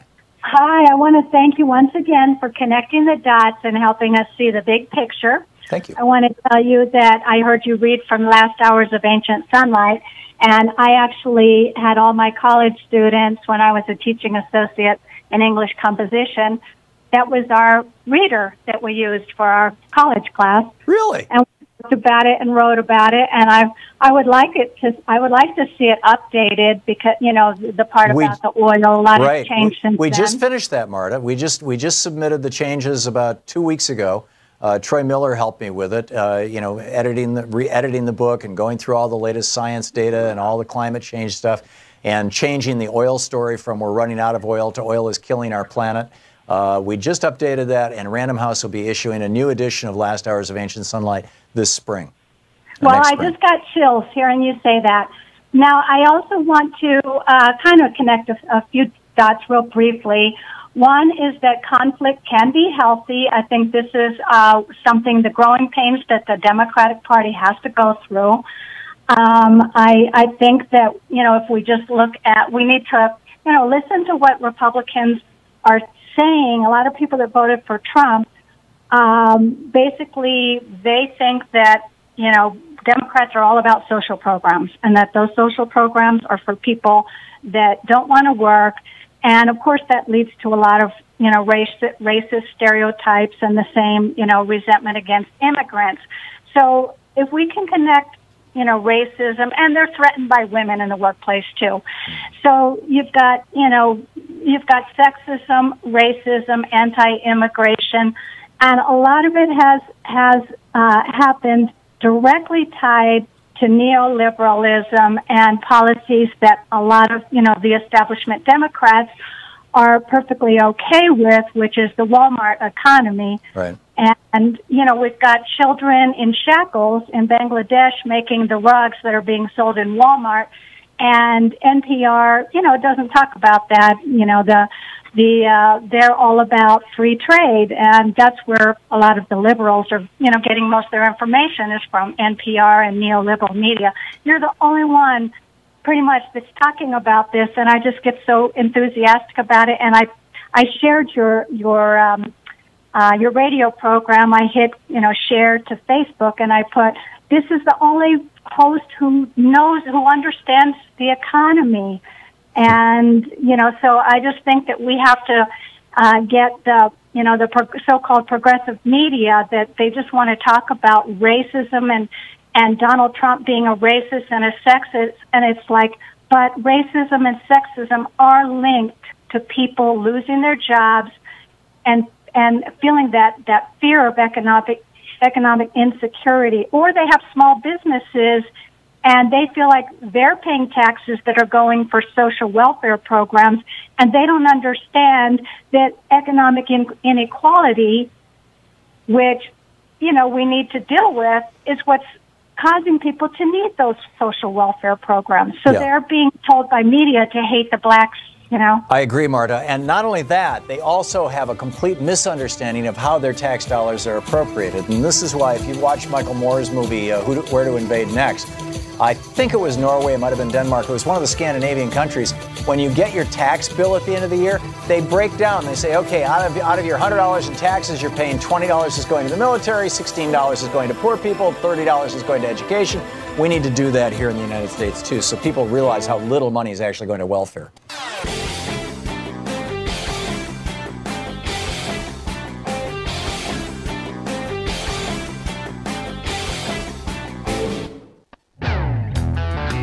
Welcome back. 10 minutes before the hour. Thom Hartmann here with you. Margot in Eastman, Wisconsin. Hey, Margot, what's on your mind today?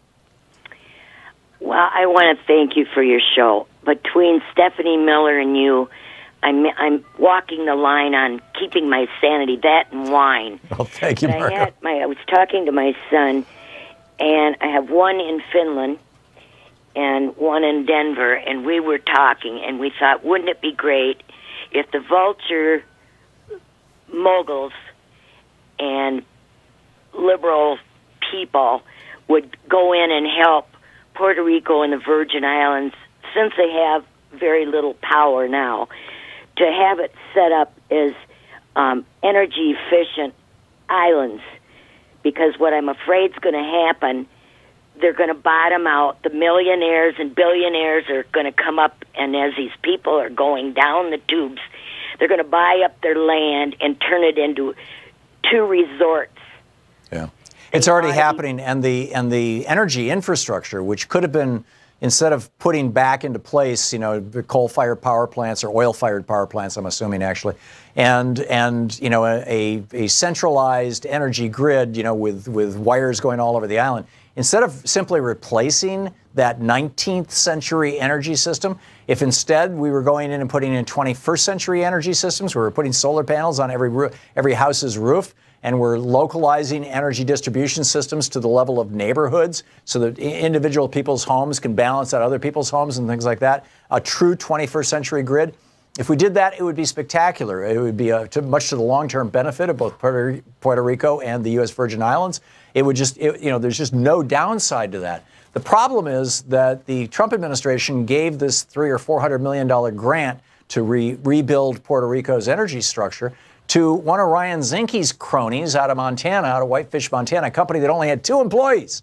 And now they got the hundreds of millions of dollars. They're hiring people. They're sending them down to Puerto Rico, and they're simply rebuilding an infrastructure that was already 100% fossil fuel dependent and is going to continue to be. It's really a shame. But Margot, I completely agree with you. It would have been a great demonstration project. And Elon Musk even volunteered to get involved. And apparently the administration said, no, thank you. Margot, I got to move along because we're hitting toward the end of the show here, and I got a bunch of people that want to get in. But thank you for your call.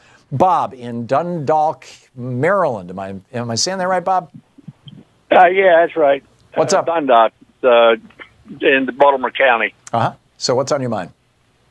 Well, I got a few things I just want to mention. I'll do them kind of fast. There's actually 4 things that if we did as a government, we could straighten out this imbalance of wealth in this nation. Amend the 14th Amendment. Add the word natural before the word person. Yes, I agree with you. Person to citizen. Yeah, or natural person. Citizen. Yeah. Corporations aren't citizens. Yep. That gives them out a 14th Amendment protection. that's the problem is, Bob, you want all human beings who are in North America, even if they're immigrants who are waiting for their citizenship, if they're somewhere in the process, whatever, they should all have equal protection under the law. And that's why instead of putting the word citizen in there, you should put the phrase natural persons, because there's natural persons and artificial persons. Artificial persons are corporations. If you simply insert the word natural before the word person, you've solved the problem. Get that straighten the 14th Amendment out first. Yep. That takes care of corporations. Yep. And then put a VAT in. A VAT. We're the only country that doesn't have one. In what? A VAT. Oh, a VAT tax. A value-added tax. Yes, I agree. I understand all that. Yep. Next, we should replace the Federal Reserve with a national bank. I think the Federal Reserve should simply be nationalized into the Treasury Department. Exactly. Yeah. And then the other state national banks should all be tributed to the national bank. Yeah, I'm with you. And get rid of the stock market. The stock exchange is nothing more than a casino for the rich. Yeah, that ain't going to happen, and arguably shouldn't. But I understand what you're saying, Bob, and I'd like to see some substantial regulation on the stock market, because you're right, it has become a casino for rich people. Being kicked around like crazy. Yeah, no, I got it, and well said, Bob. I got to move along, but thank you for the call, Marilyn in Oakland, California. Hey, Marilyn, what's up? Yes, I wanted to put out an idea which is just blue sky, full of complexities, but we need those things now. A major tax revolt is the only way to get their attention. I'm not saying don't pay taxes, but we should pay them into a people's escrow account or something like that they don't have access to until they agree to deal with us on what things could be funded with those taxes. Well, that's kind of a variation on my suggestion that when we get our tax bill at the end of the year, break out exactly how many dollars went to each of, say, 30 or 40 top categories of government spending. And then you're saying on the back side of that, allow us to have more say in how it's spent. Well said. Marilyn, thank you for the call. Rick in Lawrenceburg, Tennessee. Hey, Rick, quick one. Yes, sir. I can't understand why, if forced arbitration is against our Constitution, then why it's not against the law, why we can't get one lawyer to do a class action with the United States citizens behind it, doing away with that forced arbitration. They actually, in the contracts, they used to be a little more honest about this. The first time I really noticed this was back in the mid-'80s, and Louise and I bought a house in Atlanta, and in the mortgage contract, it said, I hereby surrender, or words to this effect, this is from memory, I hereby surrender my rights under the 7th Amendment of the United States Constitution and agree to arbitration in the event of dispute. In other words, it came right out and said, I am giving up my rights under the Constitution. I haven't seen that kind of language in any of the forced arbitration clauses in any of the contracts I've signed in the last couple of years. So I think they've gotten slick about this. But Rick, at a technical level, I can argue with what you're saying, but at the level of principle, I completely agree. Forced arbitration is unconstitutional, and anything that is just patently unconstitutional like that, or it's a way of allowing corporations to get around constitutional protections for human beings. Whenever that happens, we should be pushing back really vigorously. So call your Republican senators and say no to forced arbitration. And don't forget, democracy is not a spectator sport. It requires you. Get out there, get active, tag. You're it. We'll see you tomorrow. You've been listening to Thom Hartmann. For audio and video archives, visit thomhartmann.com.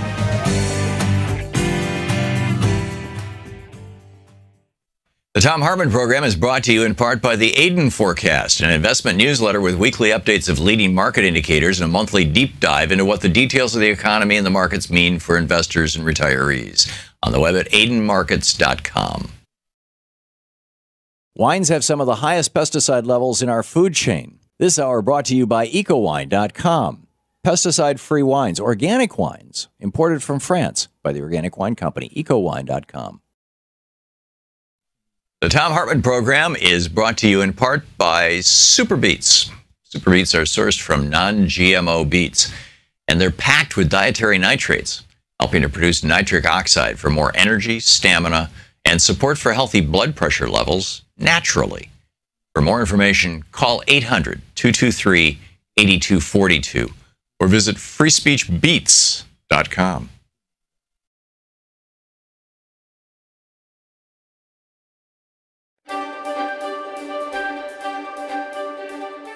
It's the Thom Hartmann University Book Club. Today we're reading from Donut Economics, brand new book by Kate Raworth, 7 Ways to Think Like a 21st Century Economist.